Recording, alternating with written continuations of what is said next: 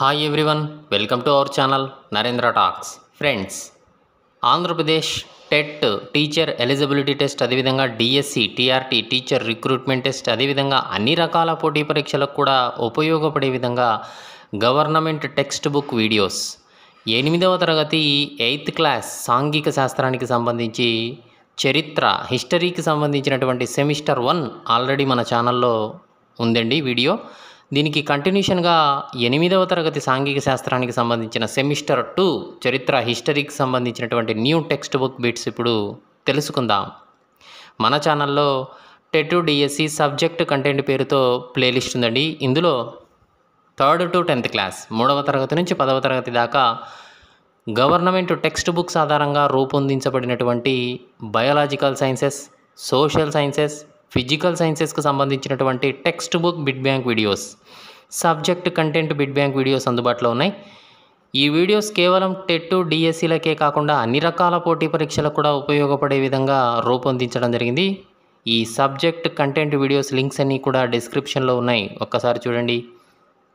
అలాగే అన్ని రకాల పోటీ పరీక్షలు, ఆల్ కాంపిటేటివ్ ఎగ్జామ్స్కి ఉపయోగపడే విధంగా జనరల్ నాలెడ్జ్ అనే పేరుతో ప్లేలిస్ట్ ఉందండి. ఇందులో general knowledge GK practice bits videos అందుబాటులో ఉన్నాయి. ఈ వీడియోస్ లింక్స్ అన్నీ కూడా డిస్క్రిప్షన్లో ఉన్నాయి, ఒక్కసారి చూడండి. ఓకే, ఫస్ట్ టైం మన ఛానల్ చూస్తూ ఉన్నట్లయితే సబ్స్క్రైబ్ చేయండి, బెల్ ఐకాన్ ఆల్ మీద ట్యాప్ చేయండి. సబ్స్క్రైబ్ చేయడం వలన ఛానల్లో ఉన్న వివిధ రకాల కంటెంట్ వీడియోలన్నీ కూడా మీరు మిస్ కాకుండా చూడగలుగుతారు. ఓకే, టుడే టాపిక్లోకి వెళ్ళే ముందు వీడియోనైతే లైక్ చేయండి ఫ్రెండ్స్. లైక్ చేయడం వలన మరిన్ని కంటెంట్ వీడియోస్ మీ ముందుకు తీసుకురావడానికి అవకాశం ఇచ్చిన వారు అవుతారు. కాబట్టి వీడియోనైతే లైక్ చేయడం మర్చిపోద్దండి.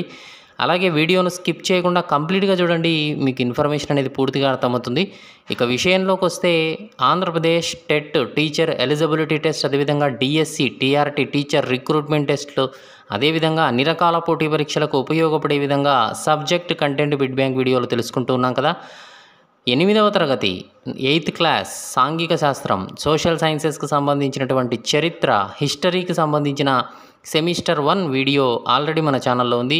దీని కంటిన్యూషన్గా ఇవాళ సెమిస్టర్ 2 సంబంధించి హిస్టరీకి సంబంధించినటువంటి న్యూ టెక్స్ట్ బుక్ బిట్స్ ఇప్పుడు తెలుసుకుందాం. విషయ సూచికను ఒకసారి గమనిస్తే, సెమిస్టర్ 2లో 6th లెసన్ 6వ పాఠ్యాంశం గమనిస్తున్నాం. చేనేత కార్మికులు, ఇనుము శుద్ధి చేయువారు, కర్మాగార యజమానులు అని చెప్పి 6వ పాఠ్యాంశం. 7వ పాఠ్యాంశం చూస్తున్నాం, స్థానికులను నాగరికులుగా చేయడం, దేశానికి విద్యను అందించడం అనేటువంటిది 7వ పాఠ్యాంశం. 8వ పాఠ్యాంశం చూస్తున్నాం, మహిళలు, కులాలు, సంస్కరణలకు సంబంధించిన ఈ యొక్క విషయం. 9వ పాఠ్యాంశం చూస్తున్నాం, భారత జాతీయ ఉద్యమం 1870 నుంచి 1947 దాకా జరిగినటువంటి పరిణామాలు. 10వ పాఠ్యాంశం చూస్తే స్వతంత్రానంతర భారతదేశం అని చెప్పి మనకు 5 పాఠ్యాంశాల గురించినటువంటి విషయ సూచికనైతే మనం ఇక్కడ గమనిస్తున్నాం. మొదటి పాఠ్యాంశం అంటే 6వ పాఠ్యాంశాన్ని చూస్తూ ఉన్నాం. చేనేత కార్మికులు, ఇనుము శుద్ధి చేయువారు, కర్మాగార యజమానులకు సంబంధించినటువంటి మొదటి ప్రశ్నను గమనిస్తూ ఉన్నాం. ఆధునిక ప్రపంచంలో పారిశ్రామిక విప్లవానికి దారితీసినటువంటి 2 పరిశ్రమలు. ఆధునిక ప్రపంచంలో పారిశ్రామిక విప్లవానికి దారితీసిన 2 పరిశ్రమలు ఏవి? ఆప్షన్ ఏ ఇనుము ఉక్కు పరిశ్రమల, ఆప్షన్ బి కళలు పరిశ్రమల, ఆప్షన్ సి నూలు పరిశ్రమ, తోలు పరిశ్రమన, ఆప్షన్ డి ఏది కాదు. ఆన్సర్ ఈజ్ ఆప్షన్ బి కళలు పరిశ్రమలు. ఈ 2 కూడా ఆధునిక ప్రపంచంలో పారిశ్రామిక విప్లవానికి దారితీసినటువంటి 2 పరిశ్రమలండి. రెండవ ప్రశ్న గమనిస్తూ ఉన్నాం. యంత్రాల ద్వారా నూలు వస్త్రాల ఉత్పత్తి ఏ శతాబ్దంలో బ్రిటన్ను పారిశ్రామికంగా అగ్రస్థానంలో ఉంచింది? 17వ శతాబ్దం, 18వ శతాబ్దం, 19వ శతాబ్దం, 20వ శతాబ్దం. యంత్రాల ద్వారా నూలు వస్త్రాల ఉత్పత్తి ఏ శతాబ్దంలో బ్రిటన్ను పారిశ్రామికంగా అగ్రస్థానంలో ఉంచింది? ఆన్సర్ ఈజ్ ఆప్షన్ సి 19వ శతాబ్దం. మూడవ ప్రశ్న గమనిస్తున్నాం. ఏ సంవత్సరం నుంచి ఇనుము ఉక్కు పరిశ్రమ అభివృద్ధి చెందడం ప్రారంభమైనప్పుడు బ్రిటన్ ప్రపంచ కర్మాగారంగా ప్రఖ్యాతిగాంచింది? 1840, 1845, 1850, 1855. ఏ సంవత్సరం నుంచి ఇనుము ఉక్కు పరిశ్రమ అభివృద్ధి చెందడం ప్రారంభమైనప్పుడు బ్రిటన్ ప్రపంచ కర్మాగారంగా ప్రఖ్యాతిగాంచింది? ఆన్సర్ ఈజ్ ఆప్షన్ సి 1850 సంవత్సరం నుంచి. 4వ ప్రశ్న గమనిస్తున్నాం. బ్రిటన్లో తయారైనటువంటి వస్తువులు ఏ దేశంలోని హస్తకళలను పరిశ్రమలను ప్రభావితం చేశాయి? భారతదేశం, చైనా దేశం, ఆఫ్రికా దేశం, అమెరికా దేశం. ఆన్సర్ ఈజ్ ఆప్షన్ ఏ భారతదేశం. 5వ ప్రశ్న గమనిస్తున్నాం. ఏ సంవత్సరంలో బ్రిటిష్ వారు బెంగాల్ను ఆక్రమించడానికి ముందు నూలు వస్త్రాల ఉత్పత్తిలో భారతదేశం ప్రపంచంలోనే అగ్రగామిగా ఉండేది? 1745కు ముందా, 1755కు ముందా, 1760కి ముందా? ఆన్సర్ ఈజ్ ఆప్షన్ బి 1750కి ముందు. బ్రిటిష్ వారు బెంగాల్ను ఆక్రమించడానికి ముందు నూలు వస్త్రాల ఉత్పత్తిలో భారతదేశం ప్రపంచంలోనే అగ్రగామిగా ఉండేది. 6వ ప్రశ్న గమనిస్తున్నాం. భారతదేశంలో తయారయ్యేటువంటి వస్త్రాలు మంచి నాణ్యత, చక్కటి హస్తకళా నైపుణ్యానికి ప్రసిద్ధి చెంది ఏ ఏ ప్రాంతాలలో విస్తృతంగా వర్తకం జరిగేది? ఆప్షన్ ఏ ఆగ్నేయ ఆసియా అంటే జావా, సుమత్రా, పనాంగ్ ప్రాంతాలు. ఆప్షన్ బి పశ్చిమ మధ్య ఆసియాలు. ఆప్షన్ సి 16వ శతాబ్దం నుంచి యూరోపియన్ వర్తక సంస్థలు. ఆప్షన్ డి పైవన్నీ. ఆన్సర్ ఈజ్ ఆప్షన్ డి పైవన్నీ అండి. 7వ ప్రశ్న గమనిస్తున్నాం. ఏ దేశాల వర్తకులు భారతదేశంలో తయారైనటువంటి చక్కని వస్త్రాలను మస్లిన్ అనే పేరు సూచించడం ప్రారంభించారు? యూరోపియన్ వ్యాపారుల,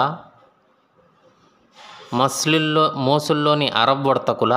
option C A comma B, option D ఏది కాదు. ఏ దేశాల వర్తకులు భారతదేశంలో తయారైనటువంటి చక్కని వస్త్రాలను మస్లిన్ అనే పేరు సూచించడం ప్రారంభించారు? Answer is option C A comma B. 8వ ప్రశ్న చూస్తూ ఉన్నాం. పోర్చుగీసు వారు సుగంధ ద్రవ్యాల కోసం మొదట భారతదేశానికి వచ్చినప్పుడు చేరిన ప్రాంతం నుండి తీసుకెళ్లిన సుగంధ ద్రవ్యాలతో పాటు నూలు వస్త్రాలను ఏ పేరుతో పిలిచారు?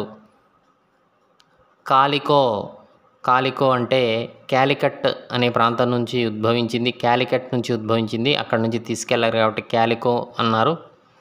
9వ ప్రశ్న చూస్తున్నాం. ఏ సంవత్సరంలో ఇంగ్లీష్ ఈస్ట్ ఇండియా కంపెనీ కలకత్తాలోని తమ ప్రతినిధులకు పంపిన వివిధ వస్త్రాల కోసం ఆర్డర్ పుస్తకాన్ని పంపింది? Option A 1730, 1732, 1735, 1740.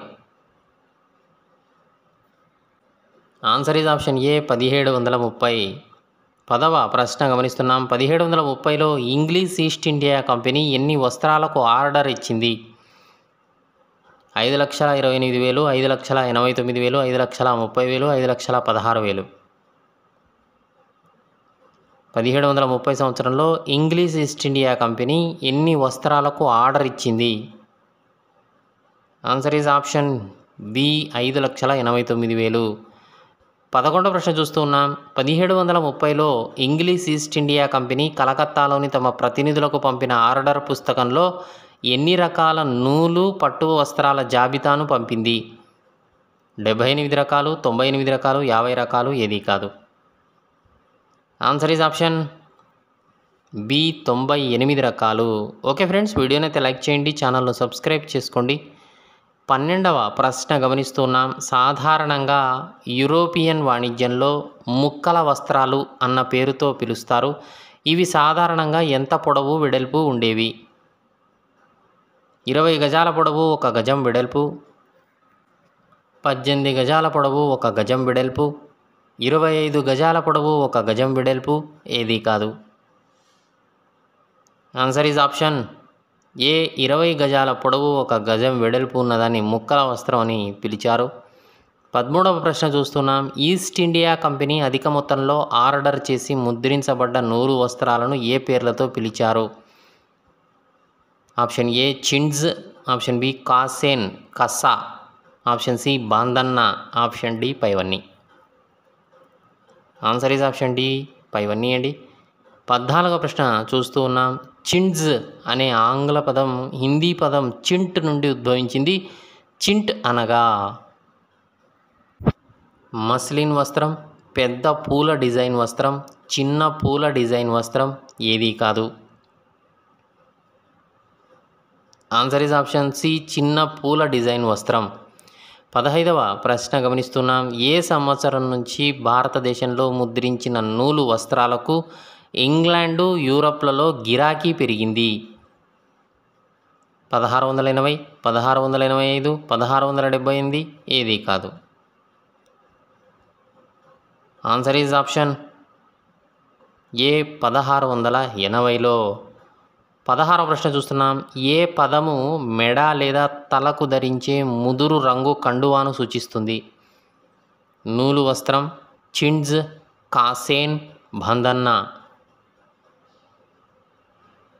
Answer is option D, bandanna. 17వ ప్రశ్న చూస్తున్నాం. 20వ శతాబ్ద ప్రారంభంలో నేయబడినటువంటి ఏ నేత ప్రాముఖ్యత పొందింది? జమ్దాని, కస్సా, చిండ్జ్ ఏది కాదు. Answer is option A, jamdani. 18వ ప్రశ్న చూస్తున్నాం. జమ్దాని నేత నేసే భారతదేశంలోని అతి ముఖ్య కేంద్రాలు? బెంగాల్లోని Dhaka, United ప్రావిన్స్లోని Lucknow. Option C, A comma B, option D ఏది కాదు. Answer is option C, A comma B. 19వ ప్రశ్న చూస్తున్నాం. బాంధన్నా నమూనాలు ఎక్కువగా ఏ ప్రాంతాలలో ఉత్పత్తి చేయబడ్డాయి? Rajasthan, Gujarat, Andhra Pradesh. Option D, A comma B. బాంధన్నా నమూనాలు ఎక్కువగా ఏ ప్రాంతాలలో ఉత్పత్తి చేయబడ్డాయి? Answer is option D, A comma B, Rajasthan మరియు గుజరాత్లలో. 20వ ప్రశ్న చూస్తున్నాం. 1720 సంవత్సరంలో బ్రిటిష్ ప్రభుత్వం ముద్రించిన నూలు వస్త్రాలు చిండ్జ్ వాడక నిషేధిస్తూ ఇంగ్లాండ్లో ఒక చట్టం రూపొందించింది. ఆ చట్టం పేరేమిటి? బ్రిటిష్ చట్టం, చిండ్జ్ చట్టం, క్యాలికో చట్టం, పైవన్నీ. ఆన్సర్ ఈజ్ ఆప్షన్ సి, కాలికో చట్టం. 21వ ప్రశ్న చూస్తున్నాం. 18వ శతాబ్ద ప్రారంభం నాటికి ఇంగ్లాండ్ ఏ దేశ వస్త్రాలతో పోటీ పడలేకపోయింది? Russia, America, India, Africa. Answer is option C, India. 22వ ప్రశ్న చూస్తున్నాం. ఏ సంవత్సరంలో జాన్ కాయే స్పిన్నింగ్ జెన్నీని కనుగొన్నాడు? 1764, 1765, 1775 ఏది కాదు. ఆన్సర్ ఈజ్ ఆప్షన్ ఏ, 1764. 23వ ప్రశ్న చూస్తున్నాం. ఏ సంవత్సరంలో రిచర్డ్స్ ఆర్క్ రైట్ యొక్క ఆవిరి యంత్ర ఆవిష్కరణ నూలు వస్త్రాలు నేయడంలో విప్లవాన్ని సృష్టించింది? 1765, 1768, 1769, 1770. Answer is option B, 1768. 24వ ప్రశ్న చూస్తున్నాం. డచ్ వారు, ఫ్రెంచ్ వారు, ఆంగ్లేయులు లాంటి యూరోపియన్ వర్తక కంపెనీలు భారతదేశంలోకి వెండిని దిగుమతి చేసి వీటిని కొనుగోలు చేస్తారు? నూలు వస్త్రాలు, పట్టు వస్త్రాలు. Option C, A comma B, option D ఏది కాదు. Answer is option C, A comma B, నూలు వస్త్రాలు మరియు పట్టు వస్త్రాలు కొనుగోలు చేసేవారు. 25వ ప్రశ్న చూస్తున్నాం. 19వ శతాబ్ద ప్రారంభంలో వస్త్ర ఉత్పత్తిలో భారతదేశంలోని అతి ముఖ్యమైన ప్రాంతం? Madras, Bengal, Mathura, Calicut. Answer is option B, Bengal. 26వ ప్రశ్న చూస్తూ ఉన్నాం. నేయడంలో నైపుణ్యం కలిగిన సముదాయాలకు చెందిన వారిని ఏమంటారు? నేత కార్మికులు, చేనేత పనివారు, కర్మాగార కార్మికులు, ఎవరూ కాదు. ఆన్సర్ ఈజ్ ఆప్షన్ ఏ, నేత కార్మికులు. 27వ ప్రశ్న చూస్తున్నాం. నేత కార్మికులు తమ నైపుణ్యాలను ఒక తరం నుంచి మరొక తరానికి అందిస్తారు. భారతదేశంలోని ప్రముఖమైన నేత కార్మిక సముదాయాలు ఏవి? బెంగాల్లోని తంతి నేత కార్మికులు, ఉత్తర భారతదేశంలోని జులాహాలు లేదా మోవిన్ నేత కార్మికులు, దక్షిణ భారతదేశంలోని సాలే, కైకోలర్, దేవాంగులు. ఆప్షన్ డి, పైవన్నీ. ఆన్సర్ ఈజ్ ఆప్షన్ డి, పైవన్నీ అండి. 28వ ప్రశ్న చూస్తున్నాం. వస్త్రాల ఉత్పత్తిలో మొదటి దశ నూలు వడకడం అండి. 29వ ప్రశ్న చూస్తున్నాం. నూలు వడకడం అనేటువంటి పనిని ఎక్కువగా ఎవరు చేస్తారు? మహిళలు చేస్తారు. 30వ ప్రశ్న చూస్తే గృహాలలో నూలు వడికే సాధనాలు ఏవి? చెరక, తక్లీలు. 31వ ప్రశ్న చూస్తున్నాం. వడకడం పూర్తయ్యాక నేత కార్మికులు దారాన్ని ఏమి చేస్తారు? వస్త్రంగా నేస్తారు. 32వ ప్రశ్న చూస్తే భారతదేశంలో చాలా చోట్ల బట్టలు నేయడం అనేది ఎవరి పని? పురుషుల పని అండి. 33వ ప్రశ్న చూస్తున్నాం. రంగు వస్త్రాలకు రంగులు అద్దకం చేసే వ్యక్తిని ఏమంటారు? రంగ్రేజ్ అంటారు. 34వ ప్రశ్న చూస్తున్నాం. బ్రిటన్లో నూలు పరిశ్రమల అభివృద్ధి భారతదేశంలోని వస్త్ర ఉత్పత్తిదారులను ఏ విధంగా ప్రభావితం చేసింది? మొదటిది, ఐరోపా, అమెరికా మార్కెట్లలో భారతీయ వస్త్రాలు బ్రిటిష్ వస్త్రాలతో పోటీ పడవలసి వచ్చింది. రెండవది, దిగుమతి వస్త్రాలపై బ్రిటన్ అధిక సుంకాల విధించడం వలన ఇంగ్లాండ్కు వస్త్రాల ఎగుమతి కష్టతరంగా మారింది. 35వ ప్రశ్న చూస్తున్నాం. ముద్రణ వస్త్రాలకు నేతవారు ఏ పేరుతో గల ముద్రణ పని వారి చేత ముద్రణ చేయిస్తారు? చిపిగార్స్ అనేటువంటి ముద్రణ పనివారు ఉంటారు.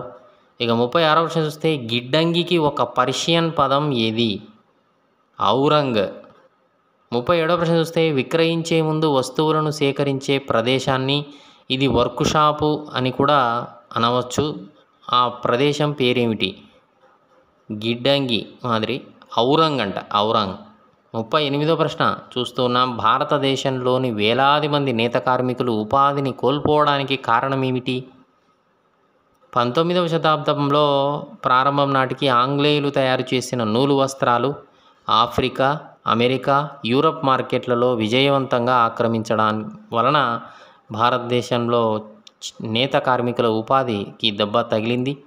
ఇక 39వ ప్రశ్న చూస్తే భారతదేశంలోని 12,000 మంది చేనేత కార్మికులు ఏ సంవత్సరంలో భారతదేశంలోని ఈస్ట్ ఇండియా కంపెనీకి బట్టల కోసం ఆర్డర్లు ఇవ్వమని అర్జీ పెట్టుకుంది? 1823వ సంవత్సరంలో. 40వ ప్రశ్న చూస్తున్నాం. ఏ సంవత్సరం నాటికి బ్రిటిష్ నూలు వస్త్రాలు భారతదేశ మార్కెట్లను ముంచెత్తాయి? 1830 సంవత్సరం నాటికి.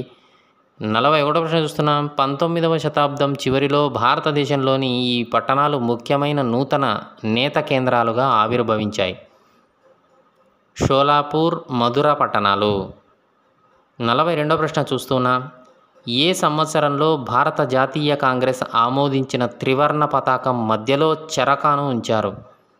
1931వ సంవత్సరంలో. గుర్తుపెట్టుకోవాలి. ఇక 43వ ప్రశ్న చూస్తున్నాం. భారతదేశంలో మొదటి పత్తి మిల్లు ఏ మిల్లుగా ఏ సంవత్సరంలో ఏర్పాటైంది? బొంబాయిలో స్పిన్నింగ్ మిల్లుగా 1854 సంవత్సరంలో ఏర్పాటు చేయడం జరిగింది. 44వ ప్రశ్న చూస్తున్నాం. ఏ సంవత్సరం నాటికి బొంబాయిలో దాదాపు 84 మిల్లులు పనిచేయడం ప్రారంభించాయి?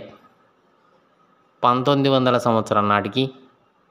45వ ప్రశ్న చూస్తున్నాం. 19వ శతాబ్ద ప్రారంభంలో భారతదేశం నుంచి ఇంగ్లాండు, చైనాలకు జరిగే ముడి ప్రతి ఎగుమతులకు ఏ ఓడరేవు ప్రధాన ఓడరేవుగా ఎదిగింది?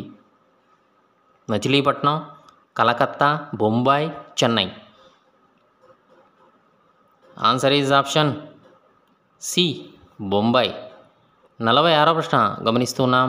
అహ్మదాబాద్లో మొదటి పత్తి మిల్లు ఏ సంవత్సరంలో ప్రారంభమైంది? 1861వ సంవత్సరంలో. 47వ ప్రశ్న చూస్తున్నాం. ఏ సమయంలో భారతదేశంలో నూలు వస్త్ర పారిశ్రామిక అభివృద్ధిలో ప్రధాన పురోగమనం జరిగింది? మొదటి ప్రపంచ యుద్ధ సమయంలో. 48వ ప్రశ్న చూస్తూ ఉన్నాం. 1709 వరకు మైసూర్ను పాలించినటువంటి 1790 వరకు మైసూర్ను పాలించిన టిప్పు సుల్తాన్తో భారతీయ ఇనుమునకులు లోహశాస్త్ర కథ ప్రారంభమవుతుంది. బ్రిటిష్ వారితో అతను ఎన్ని యుద్ధాలు చేశాడు? దాదాపు 4 యుద్ధాలు చేశాడు. ఇక 49వ ప్రశ్న చూస్తున్నాం. టిప్పు సుల్తాన్ కత్తి చాలా పదునైనదిగా ఉండింది. దీన్ని దేనితో తయారు చేశారు? స్థానిక ఈ యొక్క ఇనుము తయారు చేసే తయారీదారులు వుడ్స్ అనేటువంటి ఒక ఉక్కు ద్వారా తయారు చేయడం జరిగింది. ఈ 50వ ప్రశ్న చూస్తే 1800 సంవత్సరంలో టిప్పు సుల్తాన్ చనిపోయిన తర్వాత ఎవరు మైసూర్ను పర్యటించారు? అక్కడి మైసూర్లోని వందలాది స్మెల్టింగ్ కొలుములలో వూడ్స్ ఉక్కును ఉత్పత్తి చేసే సాంకేతికతను గమనించారు. ఫ్రాన్సిస్ బుచానన్ అనేటువంటి వ్యక్తి. ఇక 51వ ప్రశ్న చూస్తే చాలా ఎక్కువ ఉష్ణోగ్రత దగ్గర వేడి చేసి శిలలు లేదా నేల నుంచి లోహాన్ని పొందే పద్ధతి, లేదా లోహపు వస్తువులను కరిగించే ఆ లోహాన్ని కొత్త వస్తువులు తయారు చేయుటకు వినియోగించే పద్ధతిని ఏమంటారు? స్మెల్టింగ్ అంటారండి. 52వ ప్రశ్న చూస్తున్నాం.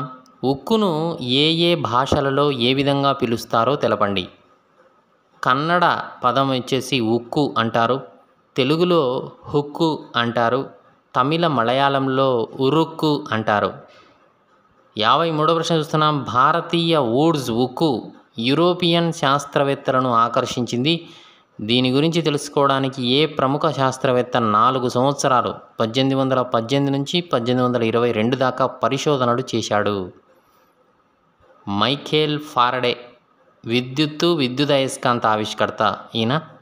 ఇక 54వ ప్రశ్న చూస్తే ఏ సంవత్సరంలో వూడ్స్ ఉక్కు పూర్తిగా తన ప్రాముఖ్యతను కోల్పోయింది? 19వ శతాబ్దం మధ్యలో. కారణం ఇంగ్లాండ్ నుంచి దిగుమతి చేసుకున్న ఇనుము ఉక్కు వలన. ఇక 55వ ప్రశ్న చూస్తే పురుషులు లోహాన్ని కరిగించేవారు, మహిళలు తిత్తులను బెల్లోస్ ఆడించేవారు. బెల్లోస్ అంటే గాలిని పంపు చేయు ఒక సాధనం లేదా ఉపకరణం. 56వ ప్రశ్న చూస్తున్నాం. ఇనుము శుద్ధి చేసే వారిలో నైపుణ్యం కలిగి ఒకే చోట నివసించు కుటుంబాల సముదాయాలను ఏమని పిలిచారు? అగారియాలు అని పిలిచారు. 57వ ప్రశ్న చూస్తున్నాం. ఏ సంవత్సరంలో ఏప్రిల్ నెల మండు వేసవిలో అమెరికా భూగర్భ శాస్త్రవేత్త అయినటువంటి చార్లెస్ వైల్డ్, అదేవిధంగా జంషెడ్జీ టాటా పెద్ద కుమారుడైనటువంటి దురాబ్జీ టాటా ఛత్తీస్గఢ్లో ఈ యొక్క ఇనుము సంబంధించినటువంటి గనుల కోసం వెతకడం ప్రారంభించారు? ఏ సంవత్సరంలో? 1940లో. ఇక 58వ ప్రశ్న చూస్తే ఛత్తీస్గఢ్లోని రాజురా కొండల్లో ప్రపంచంలోనే అత్యుత్తమమైనటువంటి ఏవి ఉన్నాయి? అత్యుత్తమమైన ఖనిజాలు ఉన్నాయి. అయితే అది దూరముగా ఉండడం వలన కొంత ఇబ్బంది కలిగింది. ఇక 59వ ప్రశ్న చూస్తే సువర్ణరేఖ నది ఒడ్డున పెద్ద విస్తీర్ణంలో ఉండే అటవీ ప్రాంతాన్ని తొలగించి ఏ సంవత్సరంలో టాటా ఇనుము ఉక్కు కంపెనీ టిస్కో తన ఉక్కు ఉత్పత్తిని ప్రారంభించింది? 1912వ సంవత్సరంలో. 60వ ప్రశ్న చూస్తున్నాం. 1914లో మొదటి ప్రపంచ యుద్ధం ప్రారంభమై అదే సమయంలో భారతదేశంలో రైళ్లు పట్టాల సరఫరా కోసం ఇనుముకు ఏ కంపెనీ తయారు చేయవలసి వచ్చింది? టిస్కో. 61వ ప్రశ్న చూస్తే ఏ సంవత్సరం నాటికి వలస ప్రభుత్వం టిస్కో తయారు చేసిన ఉక్కులో 90% కొనుగోలు చేయాల్సిన పరిస్థితి ఏర్పడింది? 1919 సంవత్సరం. 62వ ప్రశ్న చూస్తున్నాం. భారతీయ పారిశ్రామిక వస్తువుల మార్కెట్ ఏ పరిస్థితుల్లో బాగా పెరిగింది? మొదటి ప్రపంచ యుద్ధ సమయంలోనూ దాని తర్వాత. 63వ ప్రశ్న చూస్తున్నాం. ఏ సంవత్సరంలో జపాన్లో మీజీ అధికారం చేపట్టాక పాశ్చాత్య ఆధిపత్యాన్ని నిరోధించేందుకు జపాన్లో పారిశ్రామికీకరణ అవసరమని విశ్వసించి పారిశ్రామికీకరణకు సహాయపడటం కోసం వరుస చర్యలు చేపట్టింది? 1868లో అండి. గుర్తుపెట్టుకోవాలి ఇటువంటి అంశాలన్నీ కూడా. ఇక 64వ ప్రశ్న చూస్తే జపాన్లో మొదటగా ప్రభుత్వం భారీ పరిశ్రమలు ప్రారంభించి తర్వాత వాటిని తక్కువ ధరలకు ఎవరికి విక్రయించింది? వ్యాపార కుటుంబాలకు విక్రయించింది. 65వ ప్రశ్న చూస్తే భారతదేశంలో మాత్రం పారిశ్రామికీకరణకు అడ్డంకులు సృష్టించినది ఎవరు? వలసవాద ఆధిపత్యం. 7వ పాఠ్యాంశాన్ని గమనిస్తున్నాం. స్థానికులను నాగరికులుగా చేయుట, దేశానికి విద్యను అందించడం. స్థానికులను నాగరికులుగా చేయుట, దేశానికి విద్య అందించడంలో మొదటి ప్రశ్నను గమనిస్తే ఏ సంవత్సరంలో విలియం జోన్స్ అనే వ్యక్తి కలకత్తాకు వచ్చాడు? అతడు కంపెనీ వారు స్థాపించిన సుప్రీంకోర్టులో జూనియర్ జడ్జిగా నియమించబడ్డాడు. 1780, 1782, 1783 ఏదీ కాదు. Answer is option C 1783. రెండవ ప్రశ్న గమనిస్తున్నాం. బహుభాషావేత్త అయినటువంటి విలియం జోన్స్ ఏ భాషలో ప్రావీణ్యం సంపాదించాడు? గ్రీకు, లాటిన్ భాషలు, ఫ్రెంచు, ఇంగ్లీషు భాషలు, పర్షియన్, అరబిక్ భాషలు, భారతదేశంలో సంస్కృత వ్యాకరణం, కవిత్వాలు. ఆప్షన్ ఈ పైవన్నీ. మూడవ ప్రశ్న గమనిస్తున్నాం. అతి కొద్ది కాలంలోనే ప్రాచీన భారతీయ గ్రంథాలైనటువంటి న్యాయశాస్త్రం, తత్వశాస్త్రం, మతం, రాజనీతి శాస్త్రం, నైతికత, అంకగణితం, వైద్యం, ఇతర శాస్త్రాలను అధ్యయనం చేసిన వ్యక్తి ఎవరు? Henry Thomas, William Jones, William Bentinck, ఎవరూ కాదు. Answer is option B William Jones. నాలుగో ప్రశ్న చూస్తున్నాం. విలియం జోన్స్తో పాటు ఎవరు ప్రాచీన భారతీయ వారసత్వాన్ని పరిశోధించడంలో, భారతీయ భాషలలో ప్రావీణ్యం సంపాదించడంలో, సంస్కృతం, పర్షియన్ రచనలను ఆంగ్ల భాషలోకి తర్జుమా చేయడంలో తీరిక లేకుండా కాలం గడిపేవారు? Henry Thomas Colebrooke, Nathaniel Halhed. Option C A comma B, option D ఏది కాదు. Answer is option C A comma B. ఐదవ ప్రశ్న గమనిస్తున్నాం. ఎవరు ఏషియాటిక్ సొసైటీ ఆఫ్ బెంగాల్ను స్థాపించి ఏషియాటిక్ రీసెర్చ్లు అనే పత్రికను ప్రారంభించారు? Option A Henry Thomas Colebrooke, option B Nathaniel Halhed, option C William Jones, option D పై వారందరూ. ఆన్సర్ ఈజ్ ఆప్షన్ డి పై వారందరూ అండి. ఆరవ ప్రశ్న గమనిస్తున్నాం. బ్రిటిష్ వారు భారతీయ గ్రంథాల అధ్యయనానికి కొన్ని సంస్థలు ఏర్పాటు చేయాలని, అందులో ఎవరికి పరిచయంలో ఉన్న విలువైన విషయాలు మాత్రమే వారికి బోధించాలని భావించారు? ఆప్షన్ ఏ హిందువులకు, ఆప్షన్ బి ముస్లింలకు, ఆప్షన్ సి పరిచయం ఉన్న విషయాలు, ఆప్షన్ డి పైవన్నీ. ఆన్సర్ ఈజ్ ఆప్షన్ డి పైవన్నీ అండి. ఏడవ ప్రశ్న గమనిస్తున్నాం. బ్రిటిష్ వారు స్థానికుల హృదయాలను గెలుచుకోవడానికి, ఏ చట్టాల అధ్యయనాన్ని ప్రోత్సహించడానికి 1781లో కలకత్తాలో ఒక మదరసా స్థాపించబడింది? Option A Arabic, option B Persian, option C Islamic, option D పైవన్నీ. ఆన్సర్ ఈజ్ ఆప్షన్ డి పైవన్నీ అండి. ఎనిమిదవ ప్రశ్న గమనిస్తున్నాం. ప్రాచీన సంస్కృత గ్రంథాల అధ్యయనానికి ఏ సంవత్సరంలో బెనారస్లో హిందూ కళాశాలను స్థాపించారు? 1785, 1787, 1791, ఏది కాదు. Answer is option C 1791.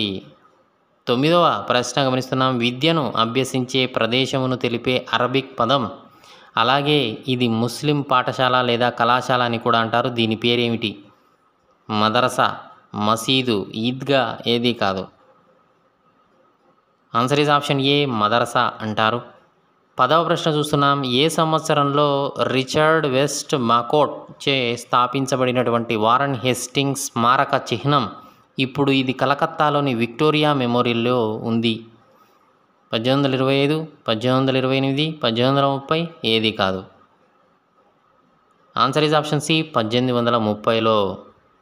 Okay friends, వీడియోనైతే లైక్ చేయండి, ఛానల్ను సబ్స్క్రైబ్ చేసుకోండి. 11వ ప్రశ్న చూస్తున్నాం. వారన్ హేస్టింగ్స్ స్మారక చిహ్నం భారతదేశంలో బ్రిటిష్ వారి అధికారం గురించి ఎవరు ఎలా భావించారనేది ఈ చిత్రం సూచిస్తుంది? ప్రాచ్యవాదులు, పర్షియన్వాదులు, పశ్చిమోత్తరవాదులు, ఏదీ కాదు. Answer is option A ప్రాచ్యవాదులు.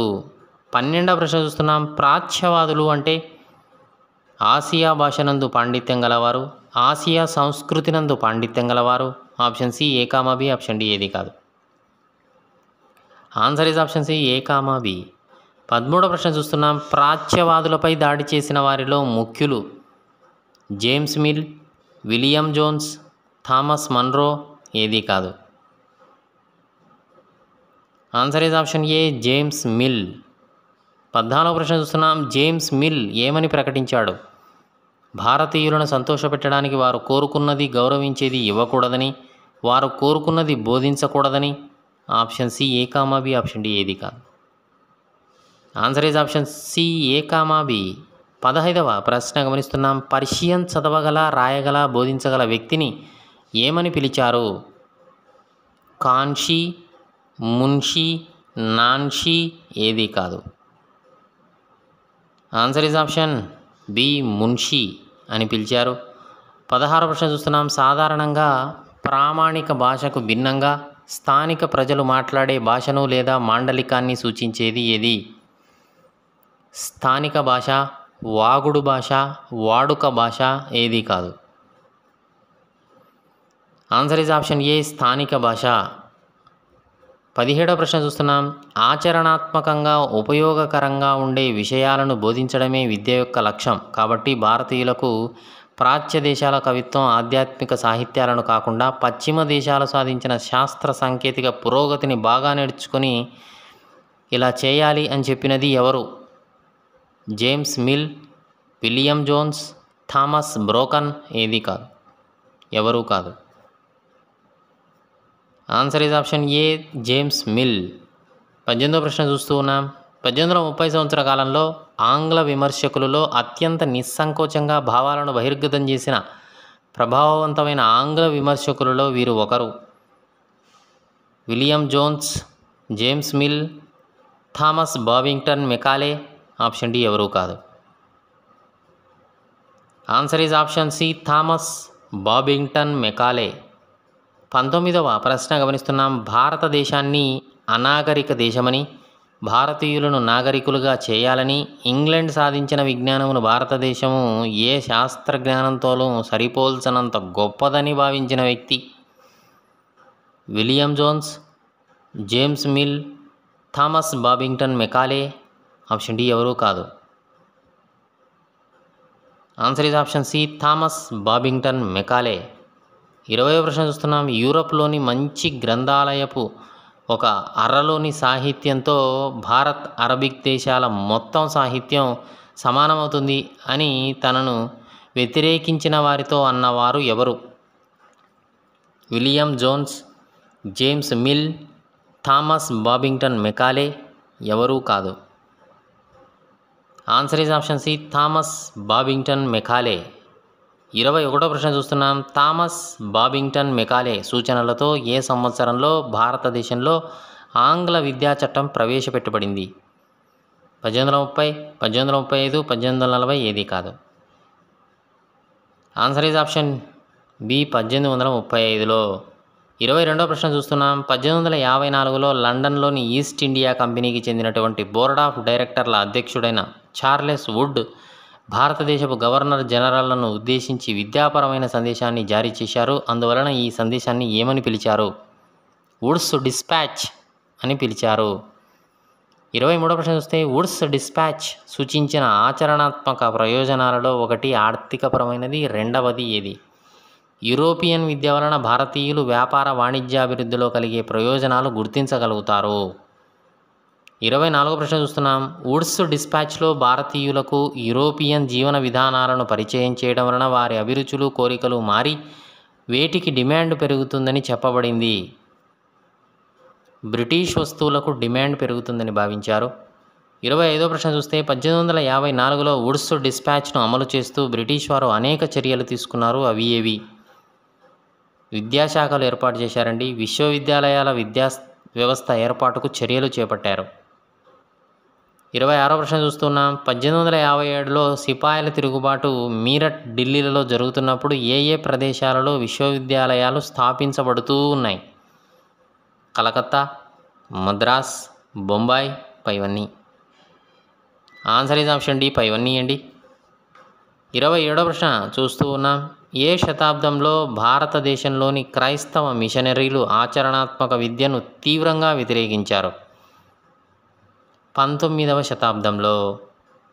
28వ ప్రశ్న చూస్తున్నాం. విద్య ప్రజల నైతిక స్వభావాన్ని పెంపొందించేలా ఉండాలని, క్రైస్తవ విద్య ద్వారా మాత్రమే నైతికత మెరుగుపడుతుందని ఎవరు భావించారు?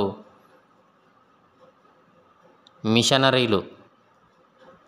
29వ ప్రశ్న చూస్తున్నాం. ఏ సంవత్సరం వరకు ఈస్ట్ ఇండియా కంపెనీ భారతదేశంలో క్రైస్తవ మిషనరీ కార్యకలాపాలను వ్యతిరేకించింది? 30వ ప్రశ్న చూస్తున్నాం. డేనిష్ ఈస్ట్ ఇండియా కంపెనీ ఆధీనంలో ఉన్న ప్రాంతంలో షరంపూర్ వద్ద ఒక మిషన్ను స్థాపించారు. ఏ సంవత్సరంలో ప్రింటింగ్ ప్రెస్, కళాశాల మొదలగునవి స్థాపించబడ్డాయి? 1800 సంవత్సరంలో ప్రింటింగ్ ప్రెస్, 1818లో కళాశాల స్థాపించబడ్డాయి. 31వ ప్రశ్న చూస్తున్నాం. ఏ శతాబ్దంలో భారతదేశం అంతటా మిషనరీ పాఠశాలలు స్థాపించబడ్డాయి? 19వ శతాబ్దంలో. 32వ ప్రశ్న చూస్తే ఏ సంవత్సరం తర్వాత భారతదేశంలోని బ్రిటిష్ ప్రభుత్వం మిషనరీ విద్యకు నేరుగా మద్దతు ఇవ్వడానికి ఇష్టపడలేదు? 1857 తర్వాత. 33వ ప్రశ్న చూస్తే ఏ సంవత్సరంలో విలియం ఆడమ్స్ క్వాటిస్ మిషనరీకి చెందిన వ్యక్తి బెంగాల్, బీహార్ ప్రాంతాలలో పర్యటించి స్థానిక పాఠశాల విద్యార్థుల నివేదిక ఇవ్వాలని కంపెనీ ఆయనను కోరింది? 1830 సంవత్సరంలో. 34వ ప్రశ్న చూస్తే ఆడమ్స్ నివేదిక ఏమి తెలిపింది? బెంగాల్, బీహార్లలో 1,00,000కు పైగా పాఠశాలలు ఉన్నాయని, ఒక్కొక్క దానిలో 20 కంటే తక్కువ మంది విద్యార్థులతో కూడిన చిన్న సంస్థలే ఉన్నాయని, మొత్తం పాఠశాలల్లో చదువుకుంటున్న పిల్లల సంఖ్య 20 లక్షలకు పైగా ఉంటుందని, ఈ సంస్థల సంపన్నులు లేదా స్థానిక సమాజం ద్వారా స్థాపించబడ్డాయని, ఆ రోజుల్లో అవి ఒక ఉపాధ్యాయునిచే, ఒక గురువుచే మాత్రమే ప్రారంభించబడ్డాయని, విద్యా వ్యవస్థ సరళమైనది, ప్రత్యేకంగా ఫీజులు, పుస్తకాలు, భవనాలు, పట్టికలు ఇవన్నీ ఏమీ లేవు. గురువుకు వీలైనప్పుడు మాత్రమే విద్యను బోధించేవారు. అదేవిధంగా ఈ యొక్క విద్యార్థులకు వారి ఇబ్బంది లేని సమయంలో వచ్చి విద్యను అభ్యసించుకునేవారు.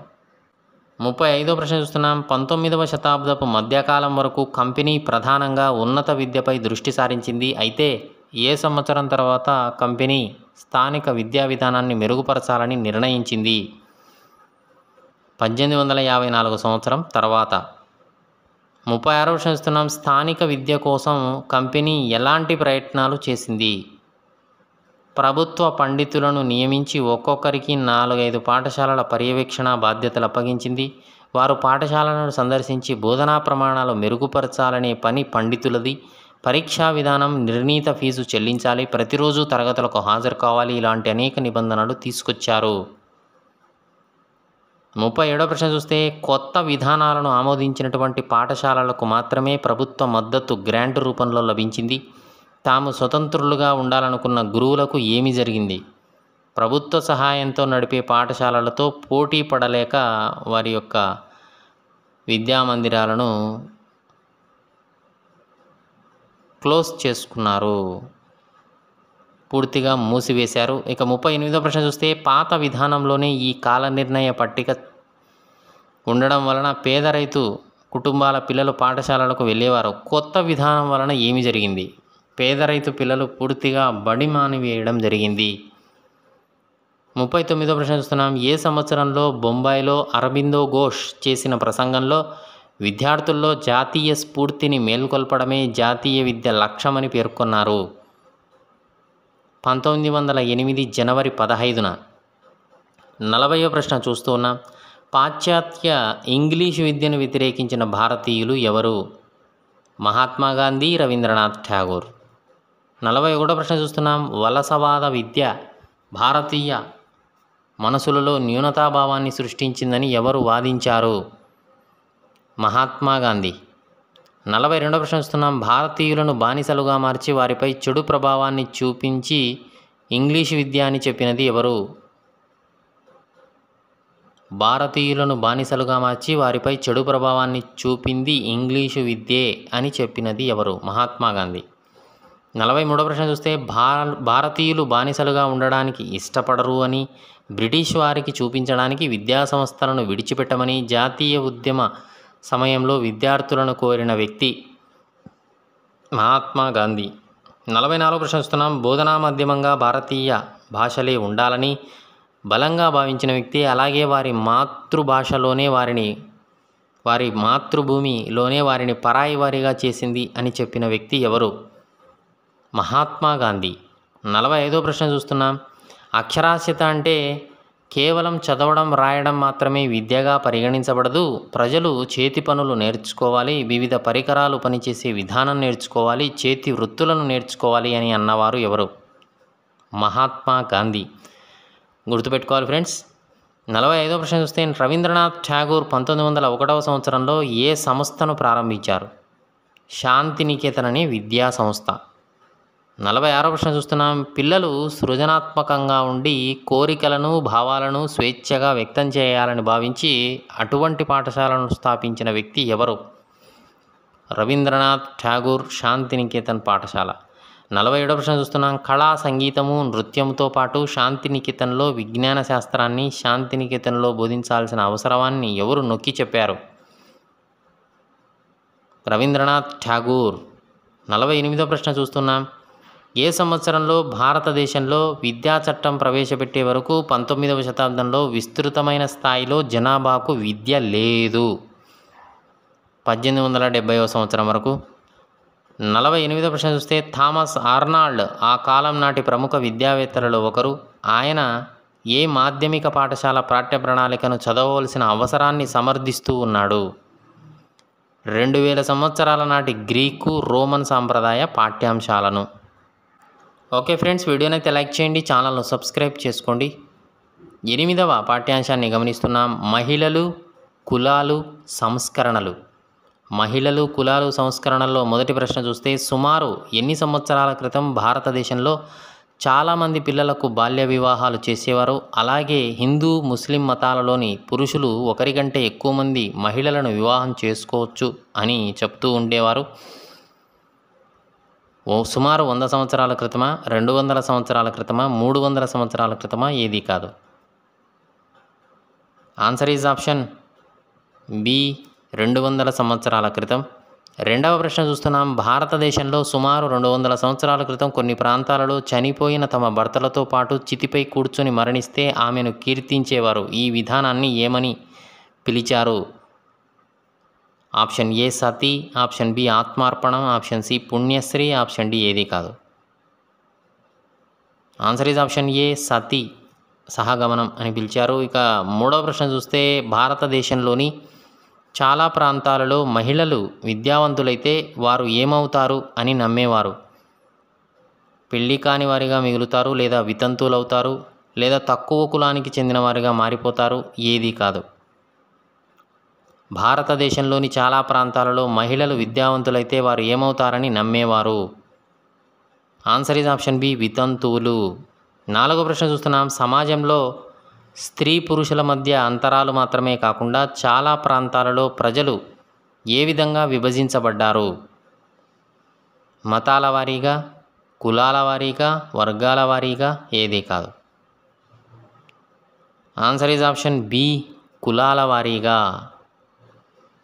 5వ ప్రశ్న చూస్తున్నాం. ఉన్నత కులాలకు చెందిన వారిగా ఎవరిని భావించారు? బ్రాహ్మణులు, క్షత్రియులు, వ్యాపారులు? Option D A comma B.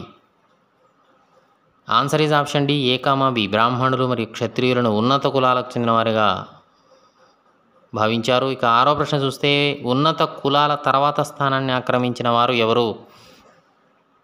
Option A వ్యాపారులు, ఆప్షన్ బి వడ్డీ వ్యాపారులు, option C A comma B, option D ఏది కాదు. Answer is option C A comma B. 7వ ప్రశ్న గమనిస్తున్నాం. వ్యాపారులు, వడ్డీ వ్యాపారుల తర్వాత స్థానంలో ఉన్న వారు ఎవరు?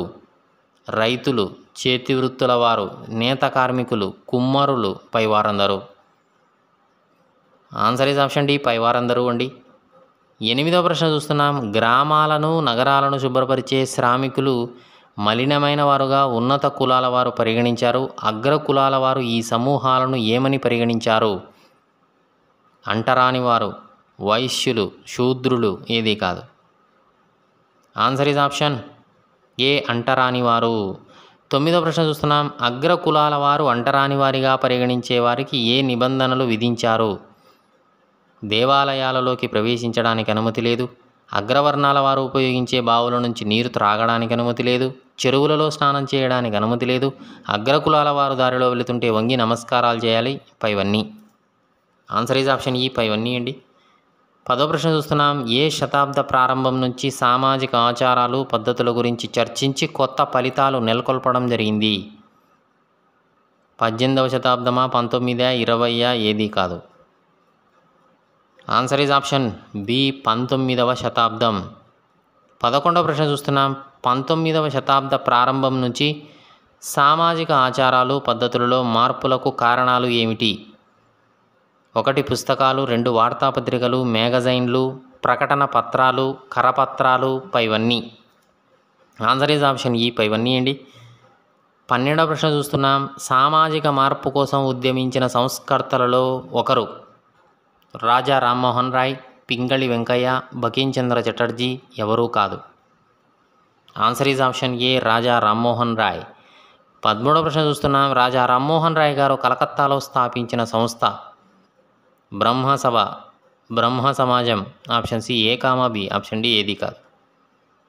Answer is option C A comma B. Brahma Sabha తదుపరి కాలంలో, తర్వాత కాలంలో బ్రహ్మ సమాజంగా మారింది, గుర్తుపెట్టుకోవాలి. 14వ ప్రశ్న చూస్తే స్త్రీలు ఇంటికి వంటగదికి పరిమితం అవడం, ఇంటి భారాన్ని మోయవలసి రావడం, వారిని బయటకు వెళ్ళనీయకుండా విద్యావంతులుగా మారడానికి అనుమతించకపోవడం వంటి పరిస్థితులను గురించి రచనలు చేసిన వ్యక్తి. రవీంద్రనాథ్ ఠాగూర్, మహాత్మా గాంధీ, రాజా రామ్మోహన్ రాయ్ ఎవరూ కాదు. Answer is option C Raja Rammohan Roy. 15వ ప్రశ్న చూస్తున్నాం. బ్రిటిష్ అధికారులు ఏ సంవత్సరంలో సతిని నిషేధించారు? 1825, 1829, 1830 ఏది కాదు.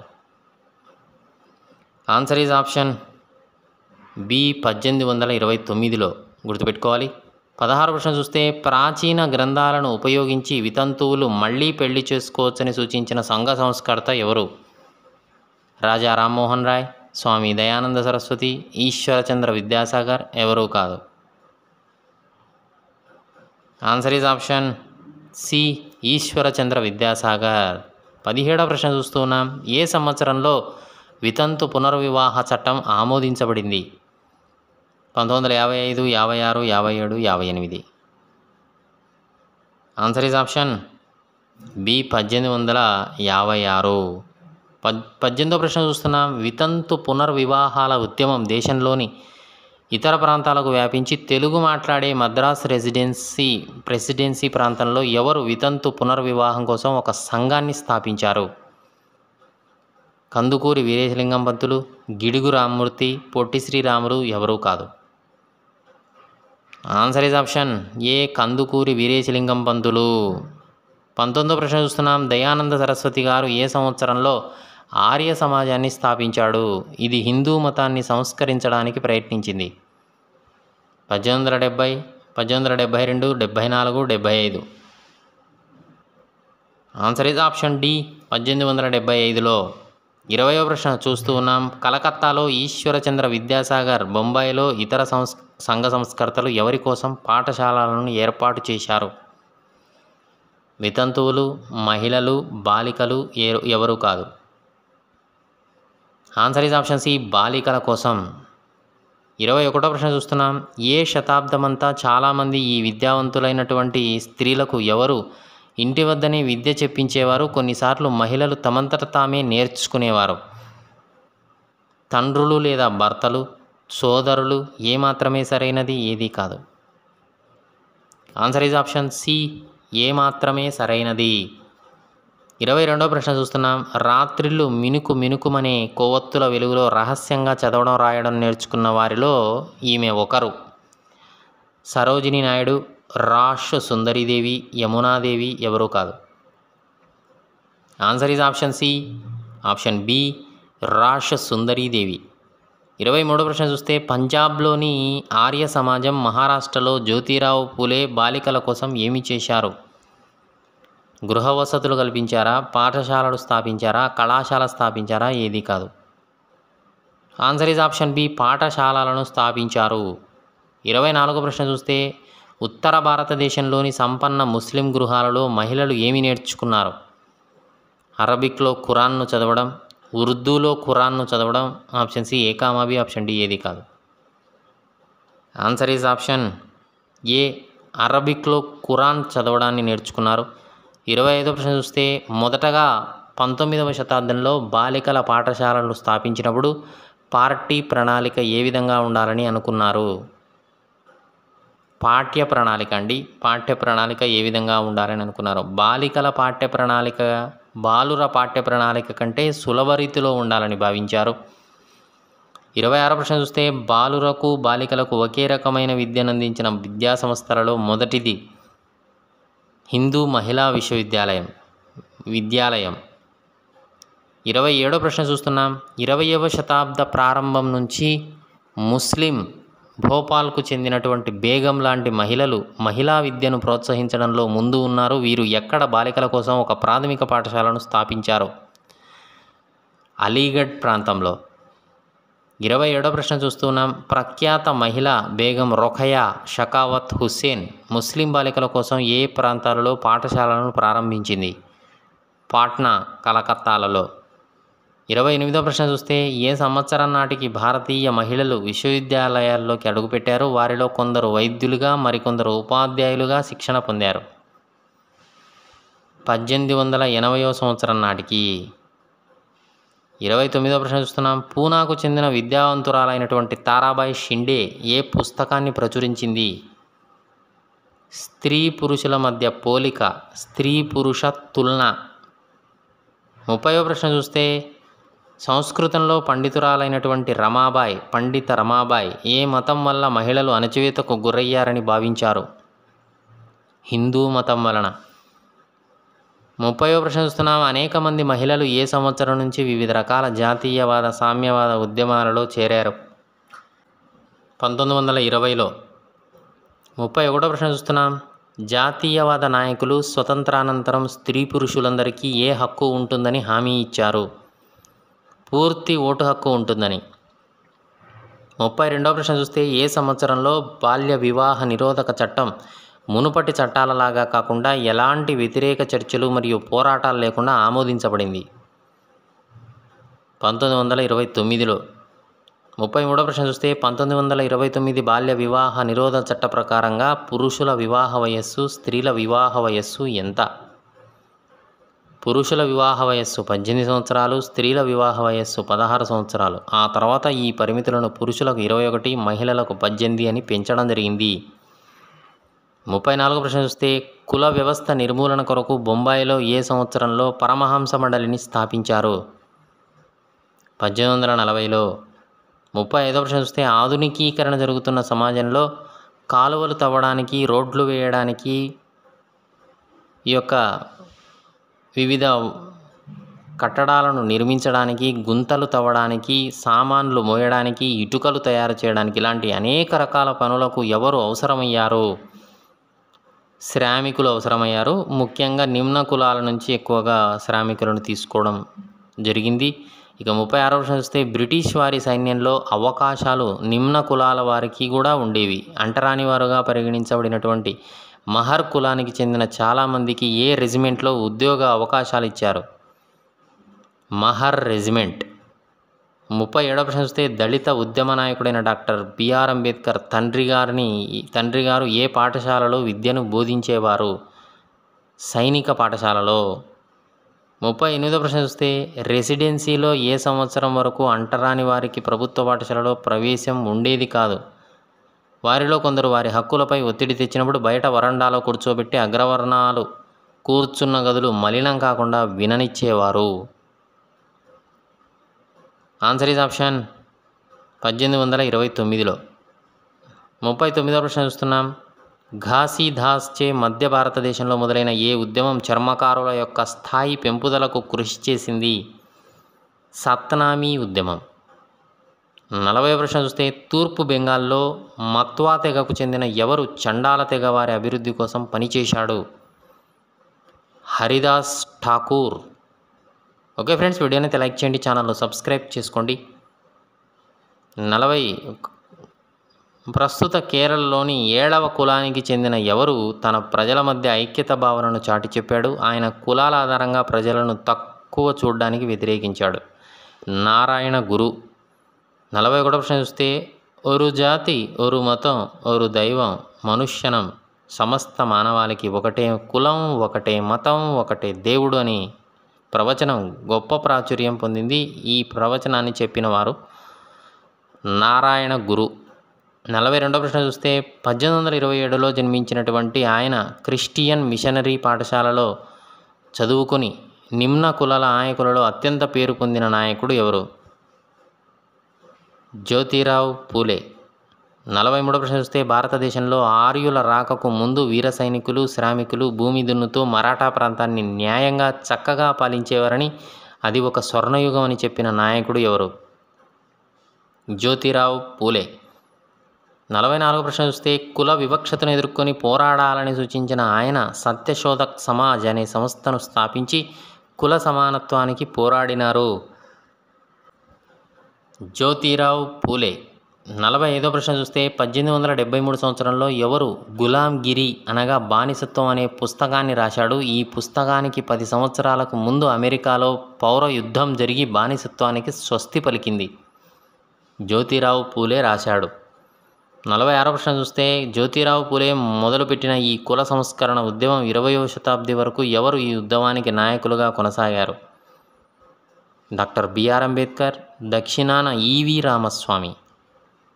47వ ప్రశ్న చూస్తే అంబేద్కర్ మహర్ కుటుంబంలో జన్మించాడు. ఆయన బాల్యంలో కుల వివక్షతను ప్రతిదినం అనుభవించాడు. పాఠశాల విద్యానంతరం అమెరికా వెళ్ళి చదువులు చదవడానికి ఫెలోషిప్ సాధించి ఏ సంవత్సరంలో తిరిగి ఇండియా చేరుకున్నాడు? 1919లో. 48వ ప్రశ్న చూస్తున్నాం. ఏ సంవత్సరంలో అంబేద్కర్ గారు ఆలయ ప్రవేశ ఉద్యమం మొదలుపెట్టగా అందులో ఆయన కులానికి చెందిన మహర్ కులస్తులు పాల్గొన్నారు? 1927లో. 49వ ప్రశ్న చూస్తున్నాం. పెరియార్గా పిలువబడే ఈవి రామస్వామి నాయకర్ ఒక మధ్యతరగతి కుటుంబం నుంచి వచ్చారు. బాల్యదశలో సంస్కృత ప్రతులను చదివి సన్యాసిగా ఉండేవారు. కొంతకాలం తర్వాత కాంగ్రెస్లో సభ్యుడిగా చేరి ఎందుకు కాంగ్రెస్ను వదిలేశారు? జాతీయవాదులు ఏర్పాటు చేసిన ఒక విందులో అక్కడ కులాల వారీగా కూర్చోబెట్టడంతో ఆయన అసహ్యం కలిగి కాంగ్రెస్ను వదిలేయడం జరిగింది. 50వ ప్రశ్న చూస్తే ఎవరు 1820లో తీవ్రవాద భావాలను ప్రేరేపిస్తూ ఆధిపత్య భావనను ప్రశ్నించమని తన విద్యార్థులను ప్రోత్సహించాడు? Henry Louis Vivian Derozio. కలకత్తాలోని హిందూ కళాశాలలో ఉపాధ్యాయుడు. 51వ ప్రశ్న చూస్తున్నాం. యంగ్ బెంగాల్ ఉద్యమంగా పేర్కొంటూ ఎవరి విద్యార్థులు సంప్రదాయాలు ఆచారాలపై దాడి చేశారు, మహిళా విద్యను డిమాండ్ చేశారు? Henry Louis Vivian Derozio. 52వ ప్రశ్న చూస్తున్నాం. స్వామి వివేకానంద అసలు పేరు ఏమిటి? నరేంద్రనాథ్ దత్తా. 53వ ప్రశ్న చూస్తే స్వామి వివేకానంద ఎవరి బోధనలకు తన ఆధునిక భావాలు జోడించి ప్రపంచవ్యాప్తంగా ప్రచారం చేశాడు? శ్రీరామకృష్ణుని బోధనలు. 54వ ప్రశ్న చూస్తే ఆధునిక కాలంలో వేదాంతానికి ప్రపంచ స్థాయిలో ఆధ్యాత్మిక పూర్వ వైభవాన్ని తీసుకువచ్చిన మొదటి భారతీయుడు? స్వామి వివేకానంద. 55వ ప్రశ్న చూస్తే 1867లో బొంబాయిలో స్థాపించబడిన ప్రార్థనా సమాజం వేటి కోసం కృషి చేసింది? కుల పరిమితులు తొలగించాలని, బాల్య వివాహాలు రద్దు చేయాలని, స్త్రీ విద్యను ప్రోత్సహించాలని, వితంతు పునర్వివాహాల నిషేధానికి అంతం పలకాలని కోరింది.